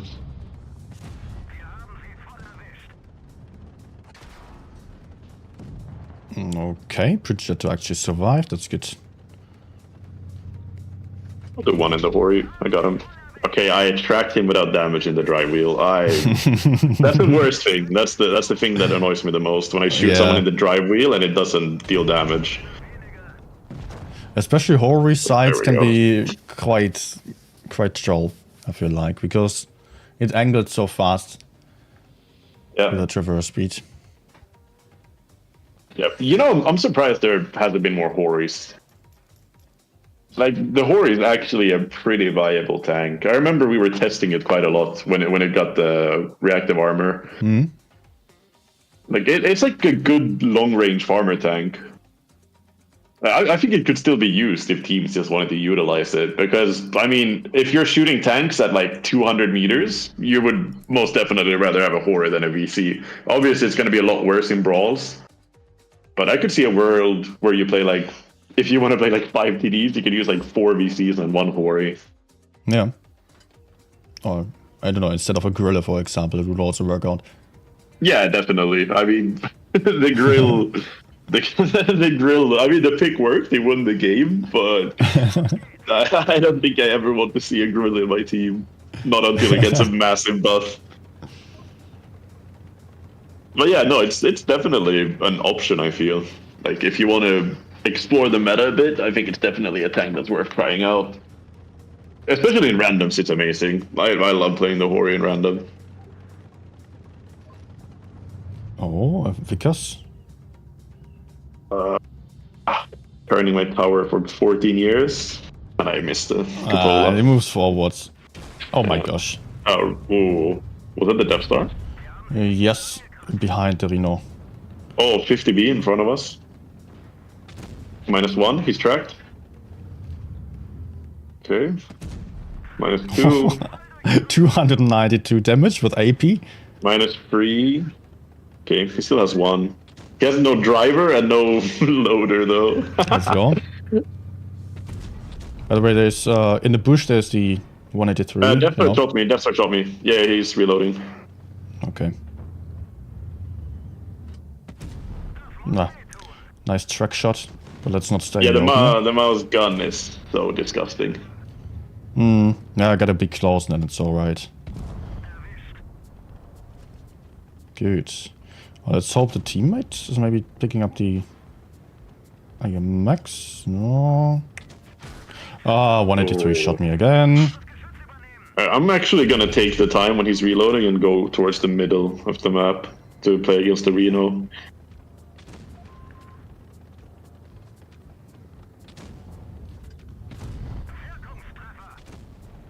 That AMX is still alive. Can that VK maybe just kill him? I don't think that VK is going to do much. I'm actually quite curious now about the Chinese server, since my CFC plays there. It would be interesting to see their comp, but I have no idea where I could watch that. Yeah, me neither. Probably not on YouTube. Yeah, definitely not on YouTube. I mean, I know there's some Chinese streaming websites, so... I don't even know the name though. I think there's something called Hoopoo, if I'm not mistaken. Maybe if anyone on the chat here, Swarm Intelligence, just have an idea where to watch Chinese games, that would be nice. Because I'm actually curious, because, I mean, we've been completely out of the loop on the Chinese server. I've been anyway since the last Twister Cup they participated in, and that was when was that? 2019, when 7-Star won. That's the last time I heard anything about the Chinese server because they participated there. Yeah, and I remember they beat the European team. I've never seen any Chinese games actually. Those are the only ones I've ever seen, and they were quite many years ago when the Chinese server was still quite new, if I'm not mistaken. That was the first offline China was in, I think. I don't think they were in the 2018 one. Maybe they were, actually. I'm not 100% sure. If our VK90 was actually fighting, it would be something. Yeah, I'm a one-shot. I may be able to take out the Hori, though. Nice. Yeah. We might be one-shot, otherwise two-shot. Still in the same position. Yeah, I mean, we're all one-shots pretty much in the VK90. I don't know, is he AFK? He was fighting. Or he was fighting ghosts or so. No idea. Oh. He's in the bush in front of where I died. Like on your right there, the bush. Not that one, but the second one. Yeah, to the right there, yeah. Yeah. Oh, he's AFK, he's AFK. I was already wondering. I think our VK90 is AFK as well. I took a quick glance at him and he's not moving, so... Are you already in garage garage? Gonna farm the... No. Okay. I'm watching. The Death Star is gonna farm the E6 here. Yeah, I think I don't have any other choice but to just farm E6 as well. Yeah, go ahead. What? How do you not... Oh, okay. Okay, man. Okay, sure. Nice timing. Sure that happened. And the FV is coming for me now. He's not a one-shot. He just needs to hash you. Oh, we're actually gonna lose. Oh my god. Yeah, VK90 is AFK. Yeah. Watch the FV blind shoot the E6 again. Oh no. Yeah. Oh, that was tragic.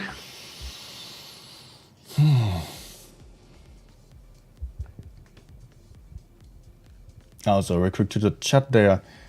Hey, Unman, Green Chat, Relchi, PMP, Iron Lung, and everyone else who's watching there. Nice to have you all here. And Unman, yes, I've been on YouTube for a while already. For a year, I think. I've only spent 1 year on Twitch, and before that, I was also on YouTube for a year, then 1 year on Twitch, and 1 year on YouTube again, round about. Yeah. Okay, so.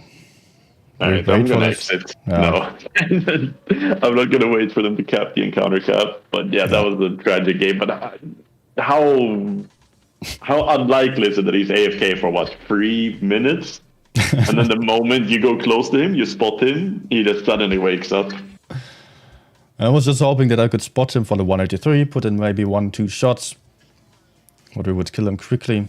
But I was afraid of the 183 using that moment to pick me up then. But just fighting 183. Comical. Yeah.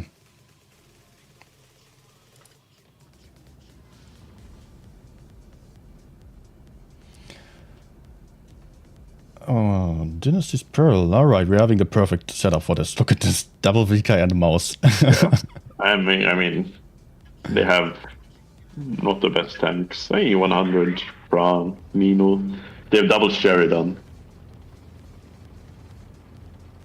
It would be nice if the mouse did not drive into me. Thank you.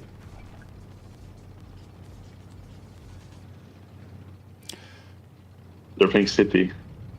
Then it will be really easy for us. One of them is, the other one is outside. E100. Wasn't able to aim. No aim, just E100 shoot. needs a buff. E100 needs a massive buff. That tank is not good. It's not that horrible, I would say, actually. Okay. You reload longer than a Jagdpanzer, if I'm not mistaken. I'm pretty sure the reload on the E100 is longer than the Jagdpanzer reload. So that's one thing. Also, the armor is non-existent now. You put heat like this, and his turret is just completely gray. I'll kill him. Yeah, I still think for like average games and average players, it's a good tank because it's just having very easy armor to angle. I don't know. The HE, the punishment of HE drills. Ah. He shot. Oh, max roll. To be honest, shooting HE nowadays is kind of worthless, unless they don't have the what they called Ball liner. I always forget the name of it. Yeah, ball liner. Which, in my opinion, is very dumb. Yeah, but for big guns, it still makes sense. Oh my gosh. Yeah. You can get a little advantage from it. Hello. Like 10% more than AP. Yeah, but overall, it's, for me, I think it's quite useless. Like, Especially like if you're playing Clan Wars and people are trying to HE bat shots and then they don't pen and you're like, oh, nice. So instead of doing like 700, you splash him for like 200. Oh! It would be good if our mouse played. I think he's AFK. We may just lose this. Okay, he's not AFK. Yeah, I was not confident in getting an IP kill there. Okay, we need the mouse to do something here. I think I can still back up safely. I have time for that. Before the Mino arrives. Watch out with the bush, Sheridan. Yep. Yeah, he's there in the bush. I don't like being a one-shot for the Sherry. It makes my game a whole lot harder. But he seems to play AP only. He was not shooting my front at all.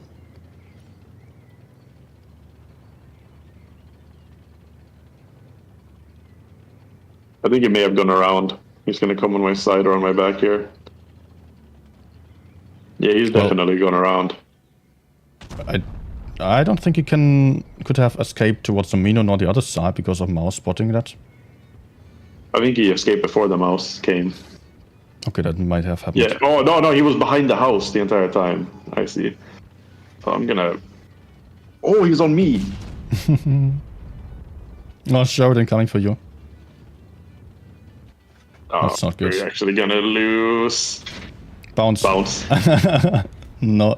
Yeah, but the mouse can kill. Like, he can easily pen the Mino because he's taller than him. Just turn for the Sheridan now. Makes it a lot easier later on. No. He first needs to kill. I believe in him. Come on, just... Please. Nice. Thank you. Just a delay of 5 seconds, but it was done. Okay, put out the fire. Nice. Oh, Pat is just... Yeah. These games are painful.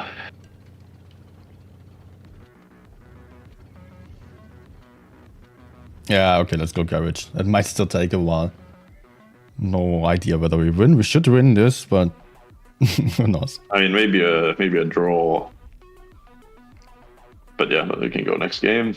Okay, tough game so far. Close games. I need to check last game.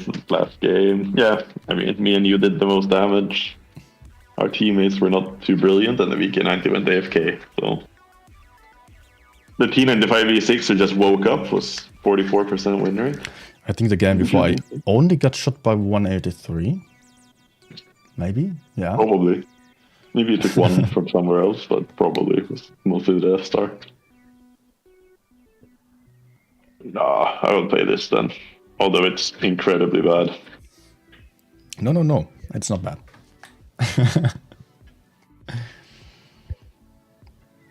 Watch out now.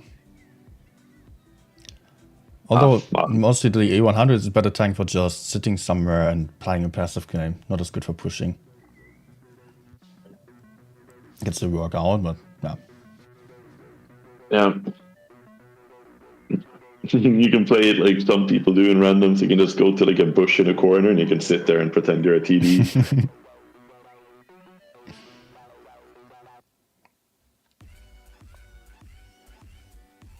I don't understand why, like last game, why the Minotaur was pre-aiming my direction. It was so weird. I wasn't even spotted.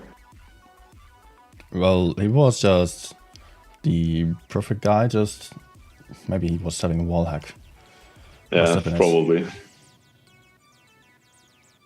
Okay. Game? No.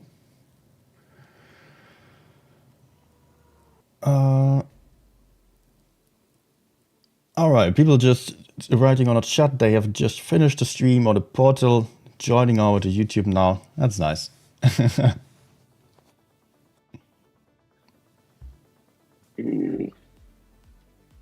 Yeah, I saw the shot on the Sheridan last game. That was unfortunate. I have the stream running as well in the background, so it just caught up to that. Yeah, I mean, it was not a safe shot, but was kind of my last chance there. Yeah. That's actually good for passive gameplay for us, yeah. I mean, we're having a... Problem is we're having a heavy disadvantage and no medium advantage. So if we lose the medium side, we will not be able to push the heavy side. Yeah, their heavies are kind of bad though. E100, IS4. Oh, 111. Well, can't forget about that. And I bounce him. Yeah, this tank is... this tank is not useless. How do I bounce? I Tier also bounced the 9. 100. And he penetrated me with AP. Yeah, I also got penned. I don't know by what. I wasn't paying attention. But... We're getting circled. IS4 behind us. Yeah, I'm already on him. Oh my. Ooh, 753. Okay, that is nice. Okay, The alpha is, how shots. much is it now? 680 on the 100? Yeah. That's one nice little change they've done to it. Okay, nice. Hopefully the Centurion will kill him. We lose the medium flank though, which is not nice. I mean, yeah, our meds are both one shot somehow. It's not good. Oh, bitch, also down. Okay. Looking rough. I'll keep staying on this side to play against the 111 here. In case he decides to play the game. They're pushing the other side as well, but just for now it's fine. I can help. Oh, he's peeking on me now.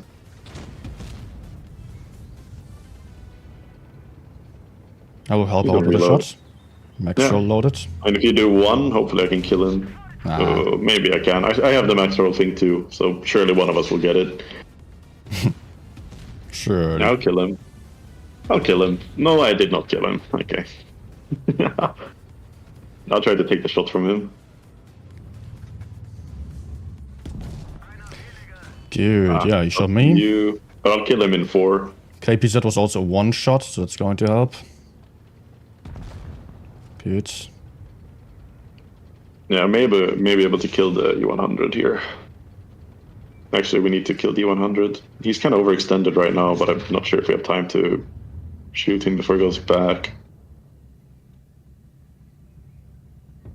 Okay, he's the one shot now. Nah. Of course, I bounced the KPZ. Oh, and the E4 gets him. Okay, this is good. This is good. I'm gonna slip down to the left, and I'm slowly gonna move to the middle to start the KPC here. Okay. Their Showdown was full live. I don't know about... Oh, the KPC is running. Oh, no. I'm coming back to you. E4 is also close, so you should be able to do something. I think they're kind of stuck now, though. I can just overpeak. I mean, the KPC is 100% stuck. The Sheridan may be able to run, but the KPC cannot. Yeah, the Sheridan is flanking, but the E4 is countering him. Yeah, I tried to snapshot him, but that was nearly impossible. Oh, what the hell am I... Oh, the VT is in the open. I can maybe do something about him if I reload on time. Yeah, the KPC is peeking on me so confidently. Like, he has no idea that I'm reloading, but he doesn't care. Oh, the Sherry. Yeah. This is so bad. Oh, man.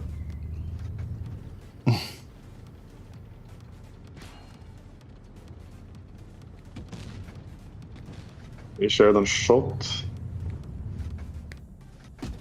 Finally. Nice. I'm gonna be pre-aiming the Sherry in case he runs my way. Oh. Do you know which gun the WT is playing? Nah, I mean, he shot you for 515 earlier, so could be either one, I think. Yeah, I'm getting spotted here, so you should still be in the same spot. He forgot it. I'm gonna go on the left, then I'll spot him in like 10 seconds. I should be covered going here, so... I'm spot... Where the... What? Where the fuck did he spot me and you from simultaneously? I think he should be still, yeah, same position. He did not even move. Okay, shot. And he did not have the HE thing. All right. Alright, we win a game. See, A100 is great. Draw on Dynasty's Pearl. Ah, no, man. Yeah, I knew it was just gonna run in circles. This was a 3 versus 7, pretty much. Okay, well, their IS4 didn't do much, but... I want some big HE on the E100 now. I mean, that's what it is great at. Just some... What is the max roll on the HE? Let me see real quick. 1,000 something? 275. 1,275, that's massive. Yes. If you ever get a max roll with HE. Quite unlikely, but... You can always believe in miracles. Yeah, you probably need a good accuracy and just play 30 games for that. Someone in your chat said E100 bad, sell it. I agree with that guy. I don't know, I really dislike E100. I used to love it. But nowadays, It's still one of the most played tanks, actually. I think second most played after 183. I mean, yeah, you see 100 in nearly every game in randoms. So I'm not surprised. More players on E100 than on 183, but still 183 has more, or about twice as many games in total. Oh, T47? Yes. TP E100! What is this? This is the most illegal thing I've ever seen.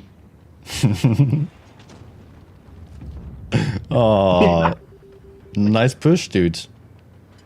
Okay, Leo as well. Do you have the SP? Do you have the SP2? No, I tested it though, and it's awful. Yeah, but I'd like to have it because it looks funny. Actually, not a single person in my team has it either. I think it's the most rare tank in the game. It's just like 60 TP with slightly better accuracy and no tungsten rounds, but better HE damage. I mean, if it had the stats it had when it was in testing, like the HP in this, it could actually be a viable competitive tank.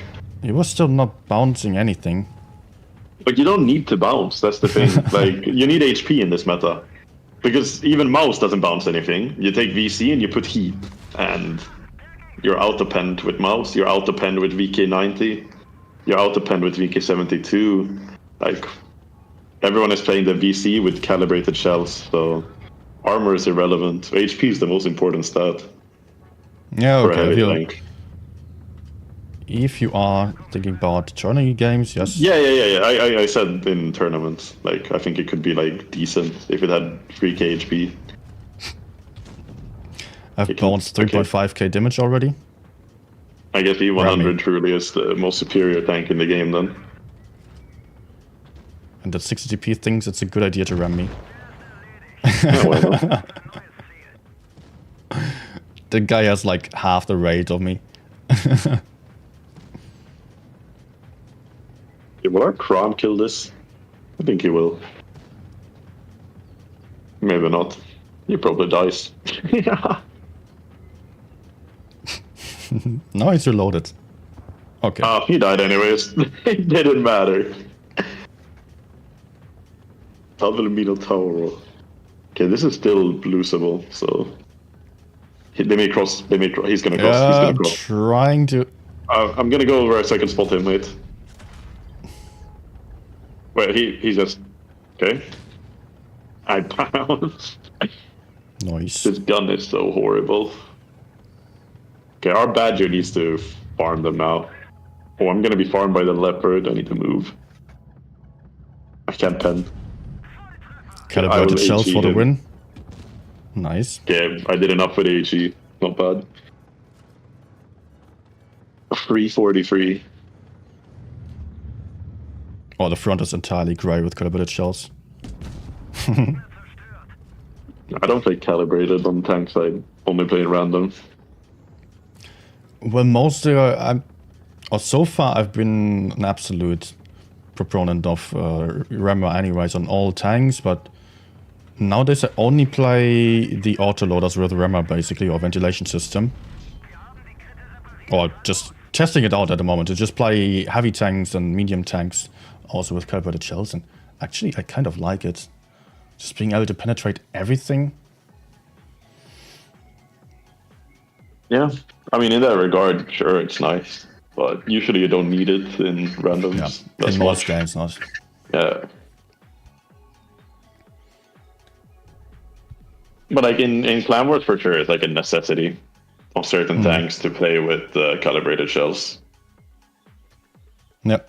Like on VK72, on VC115 GFT, like you definitely need it. I'm gonna play something else. I don't want to play that thing. Okay. Or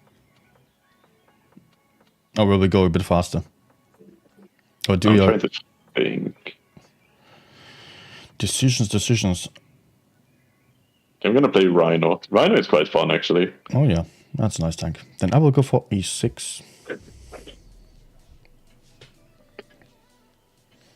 But so far I've played all the solo games on the Rhino, so I will stick to it. Found some damage there. Yeah, fair enough.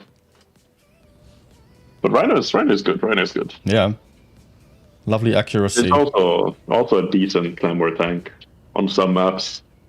Like, you're fairly mobile. You have gun depression. You have a decent turret. The turret is just not good against the 113G because... Yeah, the more penetration there is on any enemy, the less armor it has.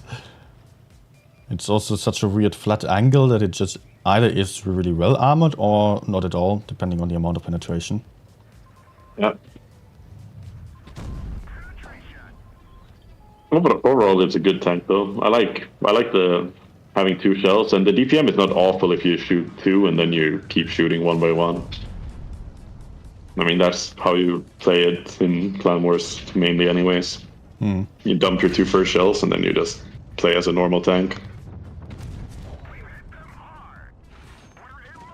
Okay, VK shots.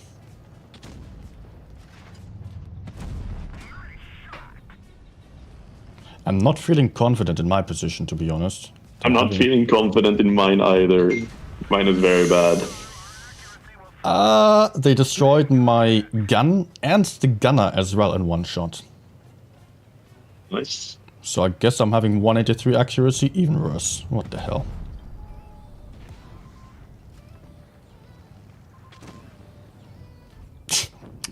This is so freaking bad. Fuck. Yeah, it's like a shotgun. For 60 seconds still.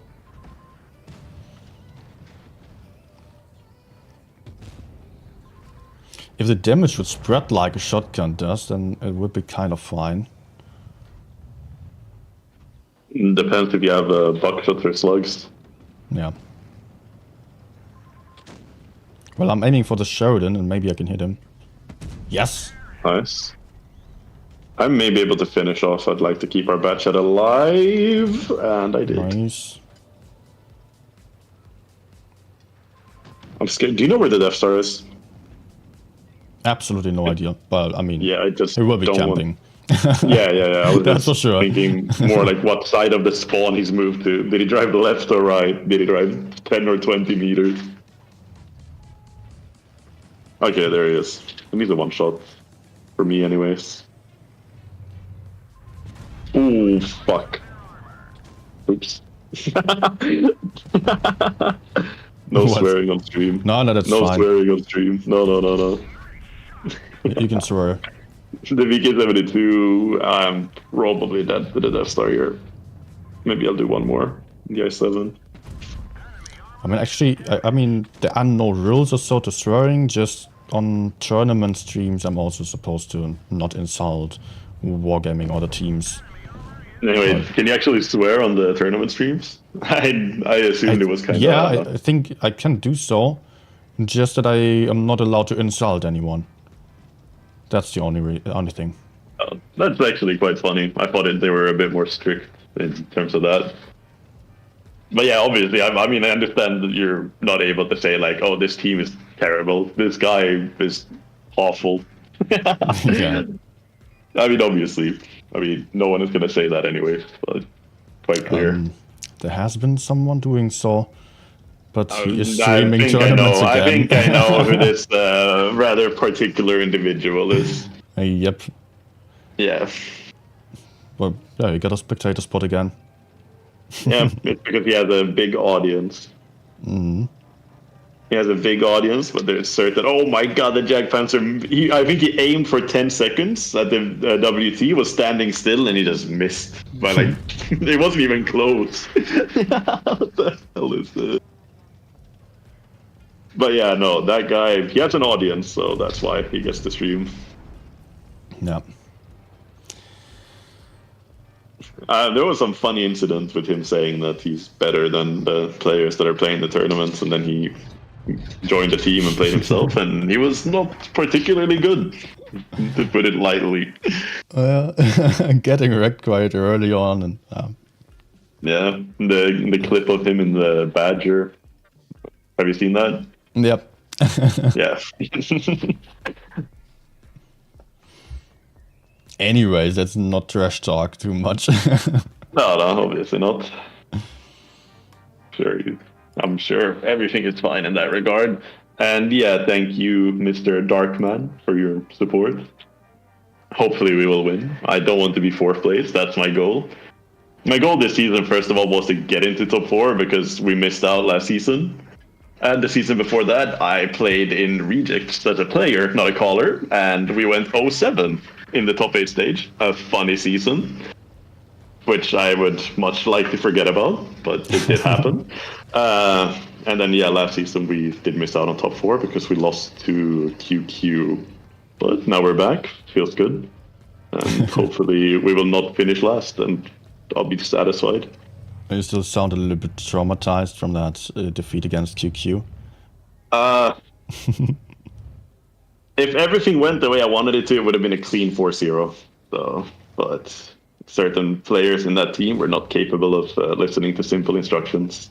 So that was sad, because I think we won the 2 first games. We were up 2-0.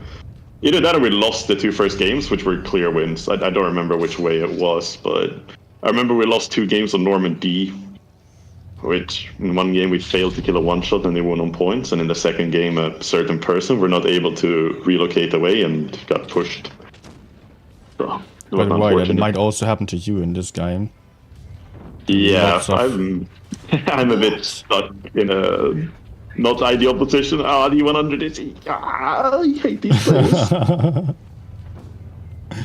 Don't HE me. Okay, he doesn't know how to shoot HE, at least that's good. I will die, but I'll do one more in the Chieftain before I do. Oh no, because the Grill wants to drop down and kill me. I mean, they will lose the game at least, so Not so sure. I mean, I beg that our team will not somehow throw this game. Our team is taking the base, you know. Oh yeah, our XM is capping. And so is our Yo. I guess I'll try helping that Sheridan out. Otherwise he's going to die. Yeah, that's kind of my issue in randoms. Usually I just drive too far, and sometimes my teammates are not capable of shooting the red tanks that are YOLOing me in front of them, so... I've had that for a while as well. I was often just playing with a platoon mate who was very good at farming damage, but just still having the same win rate as I did with like 300, 400 average damage less.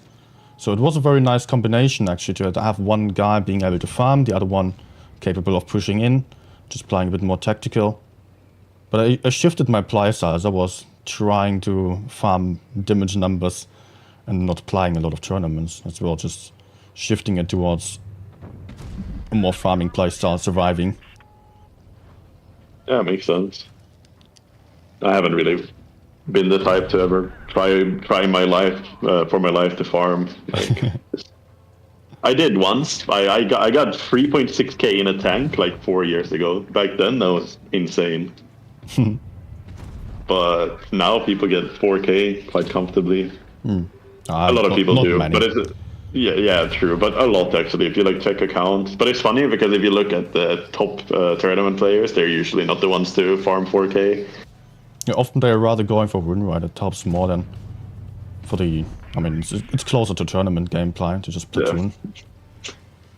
Yeah, I mean, there's some players that are really good for farming damage as well. But also on tournament teams, it also helps to just have those players who are surviving in all kind of situations and running away, being on light tanks and just turning the game around in the very end still, and others who are willing to push in first. Yeah, I mean, it's always a mix and a match of personalities. That's kind of how it all unfolds. Also, do you like my avatar? I got the legendary animated Spain avatar. Oh. To be honest, I'm not into football. I've not followed any of that. Yeah, but it's actually quite funny because you were able to pick like avatars of teams who were playing. And if the avatar you picked, if that team won the tournament, it went from like a regular avatar to a legendary animated one. And Spain won, so okay. I guess I picked the right team. Actually, quite nice. Let's maybe go. I like the little mini side. events they do. Yeah, you can go under the bridge. Actually, I was also participating in that kind of gamble. The German railway company, DB, had some event where you could buy some subscription ticket that allows you to get like 50% off of all train tickets. And if Germany won the championship, then you would get it for free for a whole year. But they did not win, so yeah, I have to cancel the subscription on time again. They were a bit unfortunate. Germany could have very well won, actually. They were really awful. What the? Oh! He got ammo-wrecked. I am alone. Yeah, the 1-to-1 needs to help you. That's still 1-to-1, okay. Yeah. But he's not really helping you. He's too busy driving. I could have gone with you, but you guys were 4 versus 3, actually. So I figured that I will just go to middle. That was a bad decision in hindsight.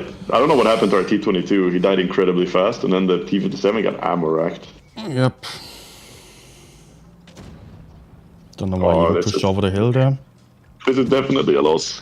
The 1-to-1B needs to help me. If you could kill the STB, that would be you can kill the mediums and then you're 2v3 and you still have a lot of hit points left. Yeah. Don't let me kill him. Don't take shots, please. Oh, nice. Okay, good. He still shoots him though. Yeah, he needed to make sure. He wasn't sure if I finished the job. Now I just need him to not die and I can maybe carry this. He does have... Okay, he's a 2-shot anyways, perfect. Because I shot him before and he did have Spall Liner. I'm surprised players with no camo actually put Spall Liner. Yeah.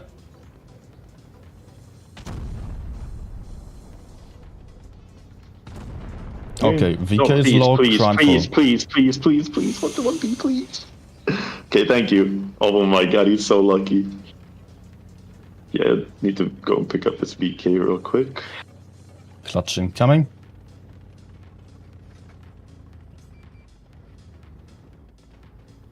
I can't pen him like this.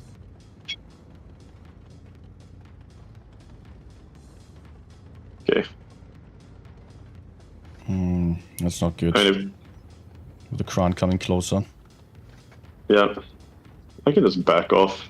As long as the 1-to-1B doesn't die, I'm fine. Like, I have no issues doing this. Trading with the crown. Nice. 2 track crits in a row, funny. You have much better DPM as well.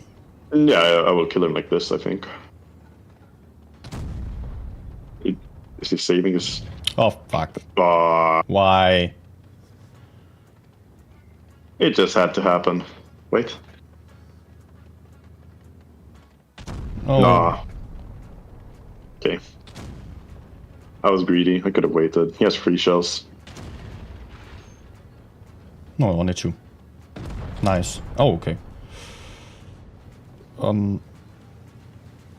Now you need a bit of luck, maybe.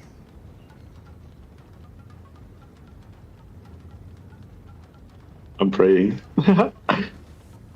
Hope this works.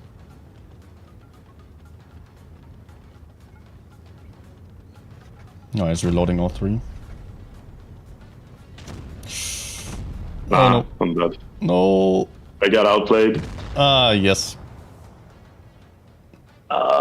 Fuck. Why did the 1-to-1B had to just commit suicide? So annoying. Just going for the marginal chance of being able to kill that guy. You hit the 7 gets ammo racked. T22 somehow gets deleted. It's hard to win games here. Yeah, 62% so far. Yeah, not ideal. Always very motivating if you're just seeing your score right in front of you on stream. And seeing, okay, you had a bad game. Now the numbers are going down. I'm so confused that game. We had 5 versus 3 outside. And our teammates, like our team with the 7 and the T22 just died before I even arrived. Yeah. So, nah. Never mind. Double 183 against us. No. Pretty bad on this map. 907, T100. They can take corner. But the double 183 is pretty bad for them. Going. Yeah, 183 is pretty useless here. I'll push to their balcony. Okay. No I don't think they're here. Yeah, they're not. T100 is pushing into our spawn. Oh, what the?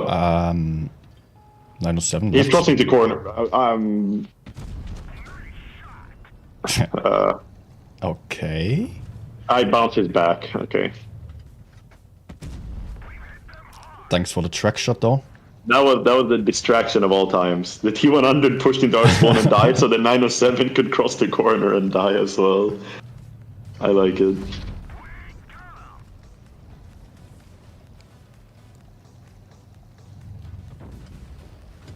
Okay, both dropped, -1, you have the double. Okay. 183 is both -2. spotted in their spawn. Man, am I even I'm gonna peeking up push here again? left side. That's not a good idea to peek here. I just need to push because otherwise I won't be able to deal any damage because they'll die too fast.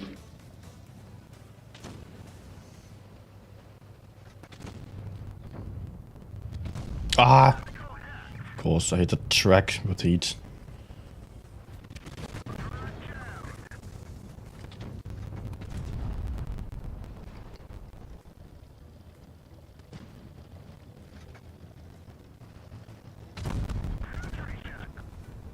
I'll take from this Death Star. Yeah, do what you want to. I will just farm you 100.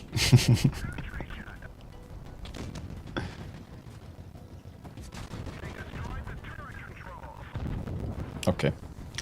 Destroyed my turret controls twice. This guy wants me. He's hungry for revenge. But he got tracked, so not looking good for him. I guess I wasn't all too complicated here.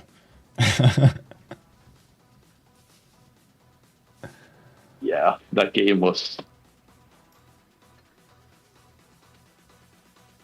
That game was interesting.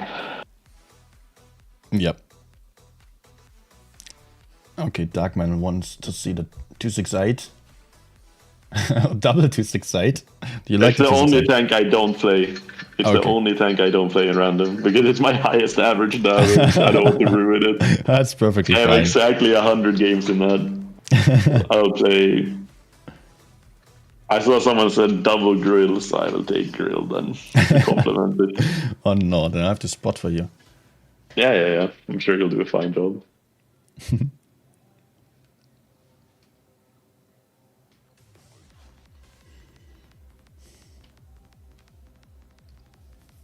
I'll do a few more games and then I have to leave. So Okay. I'll do this and maybe 2 more. Yeah, I mean, we're also streaming for 3 hours, 30 minutes already. Yeah, because I have to go outside by 4:30. Okay. Grill. Medium lineup.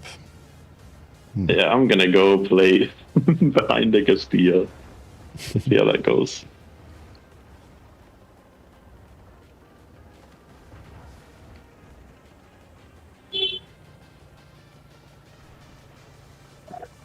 I think I will. Unfortunately, it's no supremacy, so covering A is not really going to help too much. I only play encounter. I don't know. I get enough supremacy Okay. in tournaments. Okay, the behind Castilla strat work. Actually, I don't really see anyone go here, but it's actually quite good if you have a fast PD or something to shoot out with. You can pre-aim. Ah, there's a house between me and the 268. I'm wreck of T22. No. I wish the 268 was better. I love that tank. It's not that bad, actually. Yeah, no, I'm talking like tournament. Okay. It's pretty good in public, yeah. But it still has a lot of camouflage value. Yeah, it does. Quite a bit better than most other TDs. Okay, I'm gonna push with our I7. I don't want him to be alone. This is the battle frontline grill. 350 shot me from the big hill. That should be the bat shot.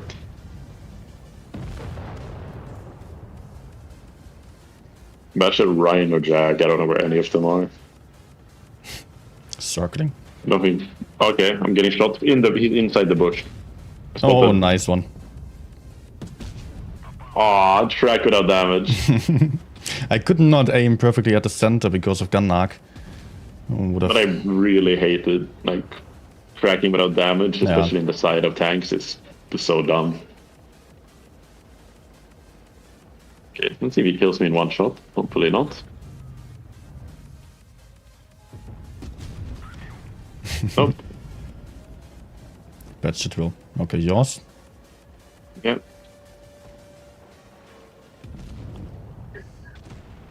Oh, I may be able to do one more in the Rhino later. Depends. I don't think so. I did.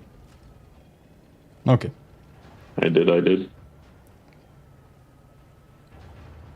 Okay, that was a good grill game. Yeah, it was, yeah, just pushing forwards. Yeah.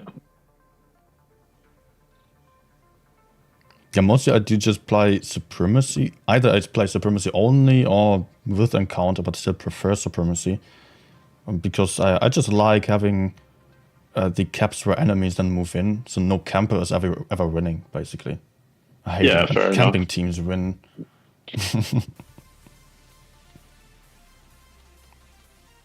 Actually, I will go for some fast tanking for the final games. I like the Jag Panzer. Yeah. Especially now that they buffed the Alpha, giving it tungsten as well. Yeah, it can be really nice, definitely. Isn't always that great, but mostly it is. Yeah. Low mobility, and nowadays that all the tanks have had their little buffs to penetration. The armor is not that great, especially against tanks with heat. They auto-pen you basically in the upper, like next to the gun. I don't understand why Wargaming just completely over-buffed the penetration of tanks. Yeah. That's something I'm like very much against. Like, why do we have TDs with 400 penetrations, and why can a heavy like the 114, if you put Cali, you will have 390 penetration? Like, removes like the skill aspect, kind of. of knowing how to pen tanks, because you just auto-pen them. Like I said, even like the most armored tanks like VK90, Mouse, everything like this, you just load heat and you just go through it. You don't even need to aim.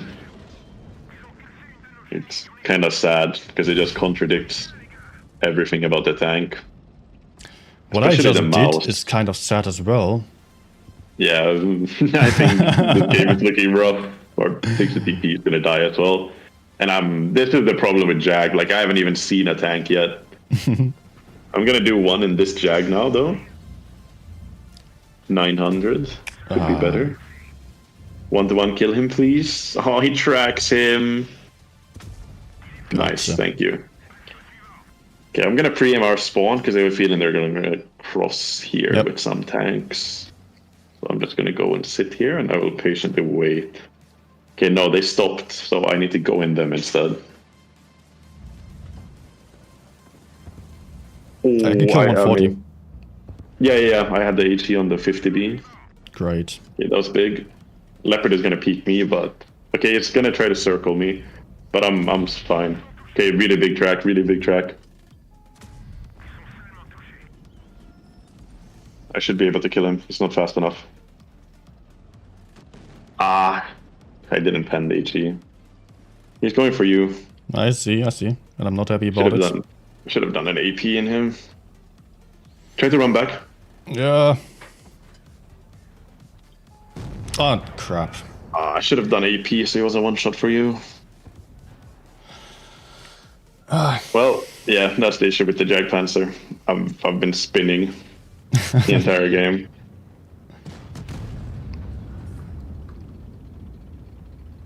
Yeah, my position got perfectly counted as well. Like 3 people aiming for me from different sides. Our team was able to just hold up for a while at least, and I could have still farmed from behind. Yeah, still second most damage. Yeah.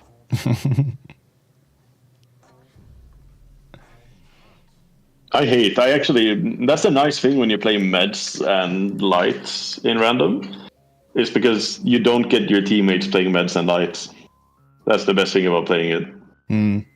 Because the random players, like you saw our STB, our 1-to-1, like they're woeful. Like you have the 45 to 50%ers that are playing those tanks, it's not good. Like, it's much better to have the worst players on like heavies or TDs, because you know they won't just like drive in and die in 30 seconds. I mean, obviously they can still do that, but at least it's more accomplishing. ICFC won the last season as well. I didn't know that. I haven't really been keeping up with Asia. I just read that they were defending champions from last season, so. Oh, okay. Yeah. I've not been able to keep up with that. Actually, just 2 more days until EU finals. Yeah. It feels weird to say finals. 2 more days. Yeah. Okay, our T6 today is shooting the ground. It's not looking promising. But no, it's gonna be fun. It's gonna be fun. It's always nice.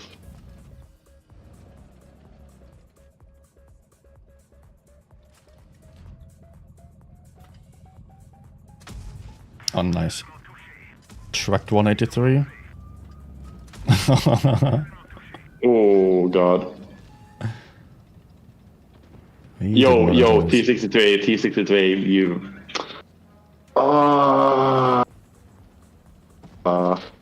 What happened to you? He blocked me. I peeked in the bush to spot and do shots in like the opposite bush, you know? And I shot the KPC, and when I tried to go back, the T62A blocked me. And now you're running. Yeah, I'm 600 HP. Problem is we're not really able to win the other side. Yeah, I'm just dead here. I can't play. The T62A just completely ruined my game. Well, can you... I couldn't do anything. It's so annoying. Okay, Jones also coming now. In this And now he's case- driving into a wall. Like, what are these players, man? First he blocks me, he makes me take like 1.2k damage. And then he rams into a wall when he's trying to run from them. Like, shouldn't be allowed to play.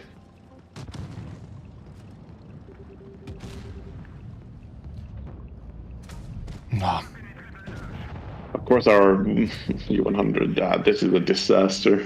I did one shot this game. The shot I did when I peaked first. shoot. No, they just refused to shoot. Our E100 did the same. He was reloaded and he was just staring. And then died.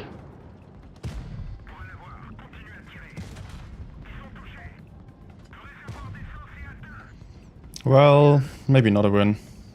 Yeah, alright, I'll do one more game. We'll see if we can end on a win. Instead of whatever this is. One more shot, please. Oh, yes. Maybe one more clip even? No. Oh. Okay. Still 4k. I wonder if I was bottom damage with my one shot. I think I low rolled as well. Oh, I high rolled 457. And no, the T63 blocked me, did even less. Wow, what a surprise. Only 5k games, so yeah. I'll play this for the last one. Okay, now comes an epic clutch game. 10k combined. Yeah. Do you ever play Batchet in tournaments, actually? Me personally? No. Yeah. Okay. I think maybe I did play it like one time or something this season. I think I've seen you once on a light tank, otherwise always heavy tank. Yeah, no, I think I played like one time this season on light. By now I played it on Canal, maybe on Castilla. Okay, I will spot middle.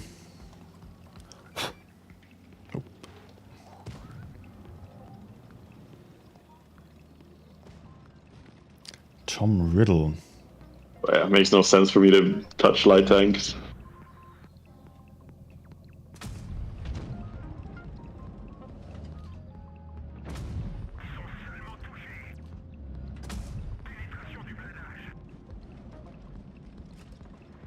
Oh, I assume he's alone, but I'm scared because they do have a light. Oh yeah, the light was there.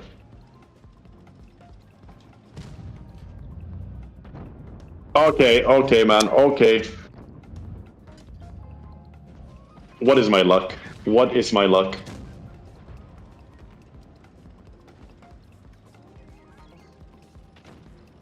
I was waiting, patiently, waiting. Then I tried to move and there's a Hori sitting in the open outside.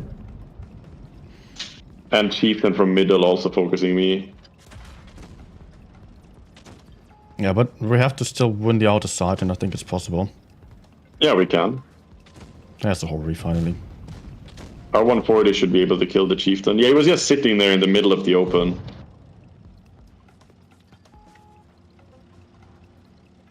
What spotted you? It was the Chieftain, unfortunately. Moved up too okay. close. I think their light is still in the bush. I doubt he's moved. Let's find out. Nope. Okay, he did move.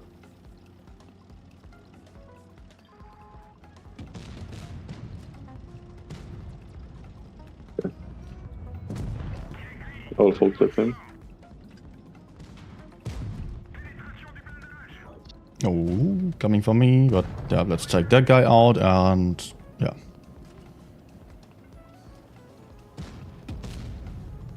Okay. The others are all pushing forwards, all on half the hit points or so it's win. Oh, my alarm just went off. Just to make sure that I did not forget What? about the time. No, about the time, because I have to leave. Yeah. So I set an alarm just to make sure.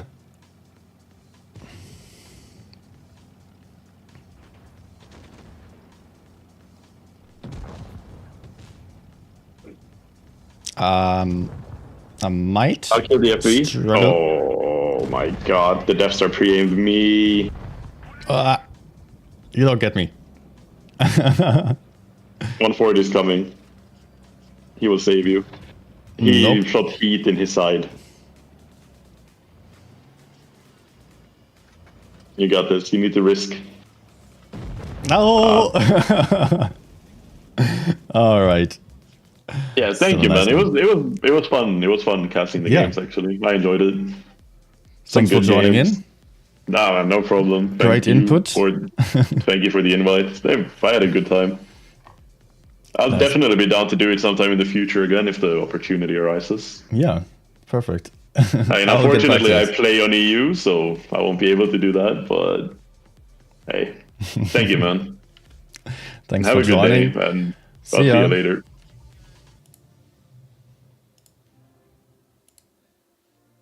All right.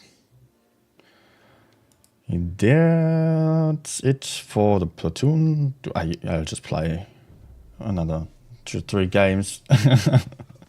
Can't resist from doing so.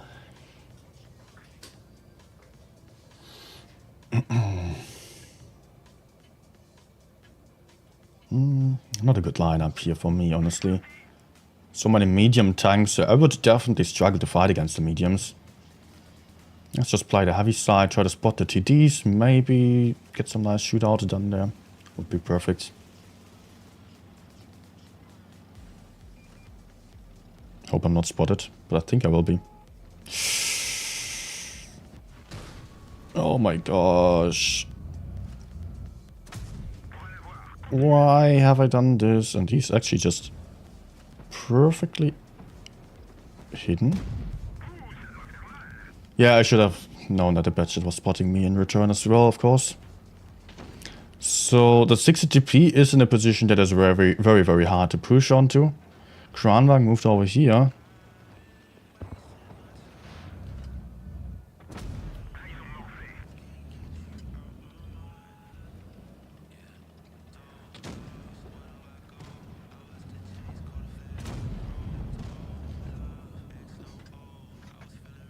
No, for sure. So Kran, how about you don't stand in the open? Not an option?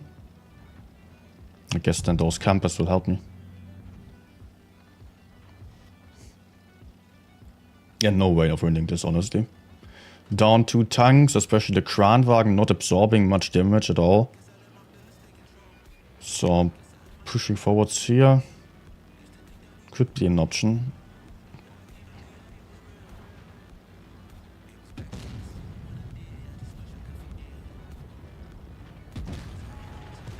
Yeah, nice track.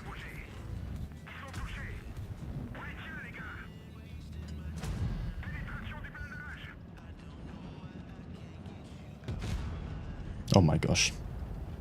Can you please aim?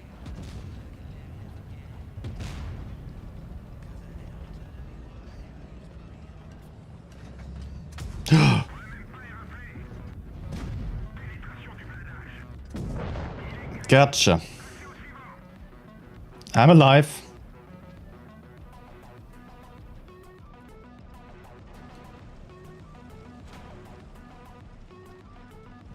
Let's try spotting here. Yeah, of course, there's a medium already.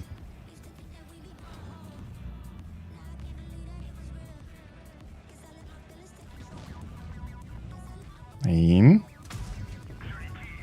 Track, please. If I had a track shot, I would have been able to kill him.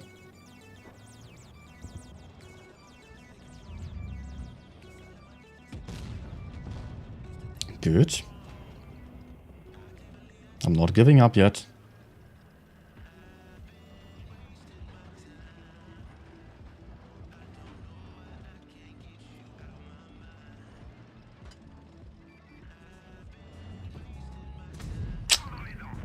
Yeah, that's not good. Of course, Gorilla was also standing completely in the open. Now I'm getting wrecked from the other side, of course. Not unexpected.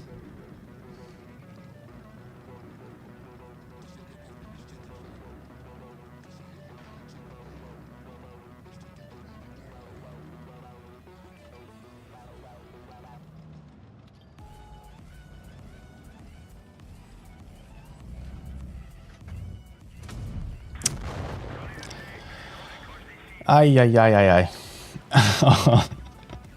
No chance here. Of course, I messed up a little bit at the start by taking one shot hit. Sure, we have one shit. Taking a shot here. Okay. I think this stream is kind of doomed in terms of gameplay. Although, luckily not for everyone, the tournament team still did a good job earlier. Let's go for a last one. Well, again, medium spam. I hate it. Mediums and that many TDs as well makes it very difficult to play for me, especially since I'm playing a tank that has barely any DPM compared to them. Any mistake will be punished so badly.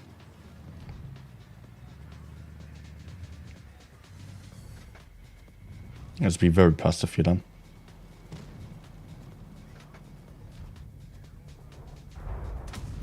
Yes, I get pushed out, of course. Of course. In this case, I will just move away. We're also having some tanks camping on the other side, so I'm not able to play aggressively over here at all.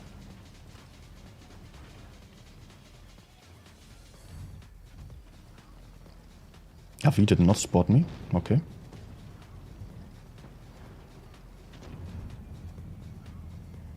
No gap. Okay.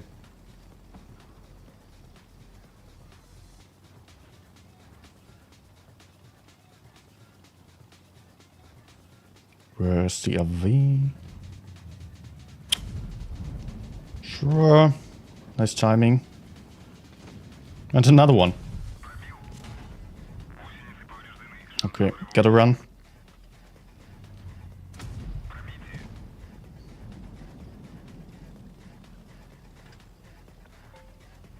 Let's get a track shot, hopefully. Oh, that's also fine.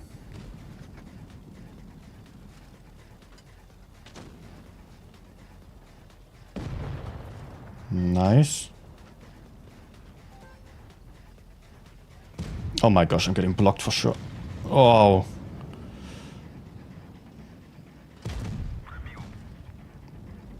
Okay, gotta run. E100's moving. Hooray.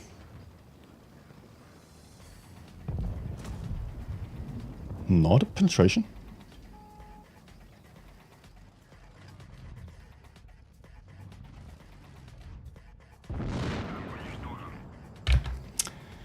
I was still spotted? Or was that blind? Oh, hell no. Anyways, I think I'm done for today. Too much of gameplay here and just, yeah. No energy anymore. Also, hi, iFrenzy. Greetings from NA. Greetings from EU to NA. What's my favorite tank right now? Maybe Caliban. Caliban is probably my least favorite tank. I don't see any reason to play it. It has a big gun, but if you want a big gun, then I can play E100 or 183. Even that is better than Caliban, probably. Or just the Smasher, if it is meant to be good. Which is just a tier lower. But yeah, I hated Caliban, honestly. It's just so inaccurate, so unreliable. Not having any armor either. Favorite tank is definitely the Batchet and also AMX 30B just behind that. I love the fast tanks. Okay, I need to eat something. And thanks for watching, guys. It was a pleasure to stream for you. I will be back for the next stream just in 2 days. For the EU finals, there I will be joined by Keyhand, who is already practicing really well just for this EU stream, of course.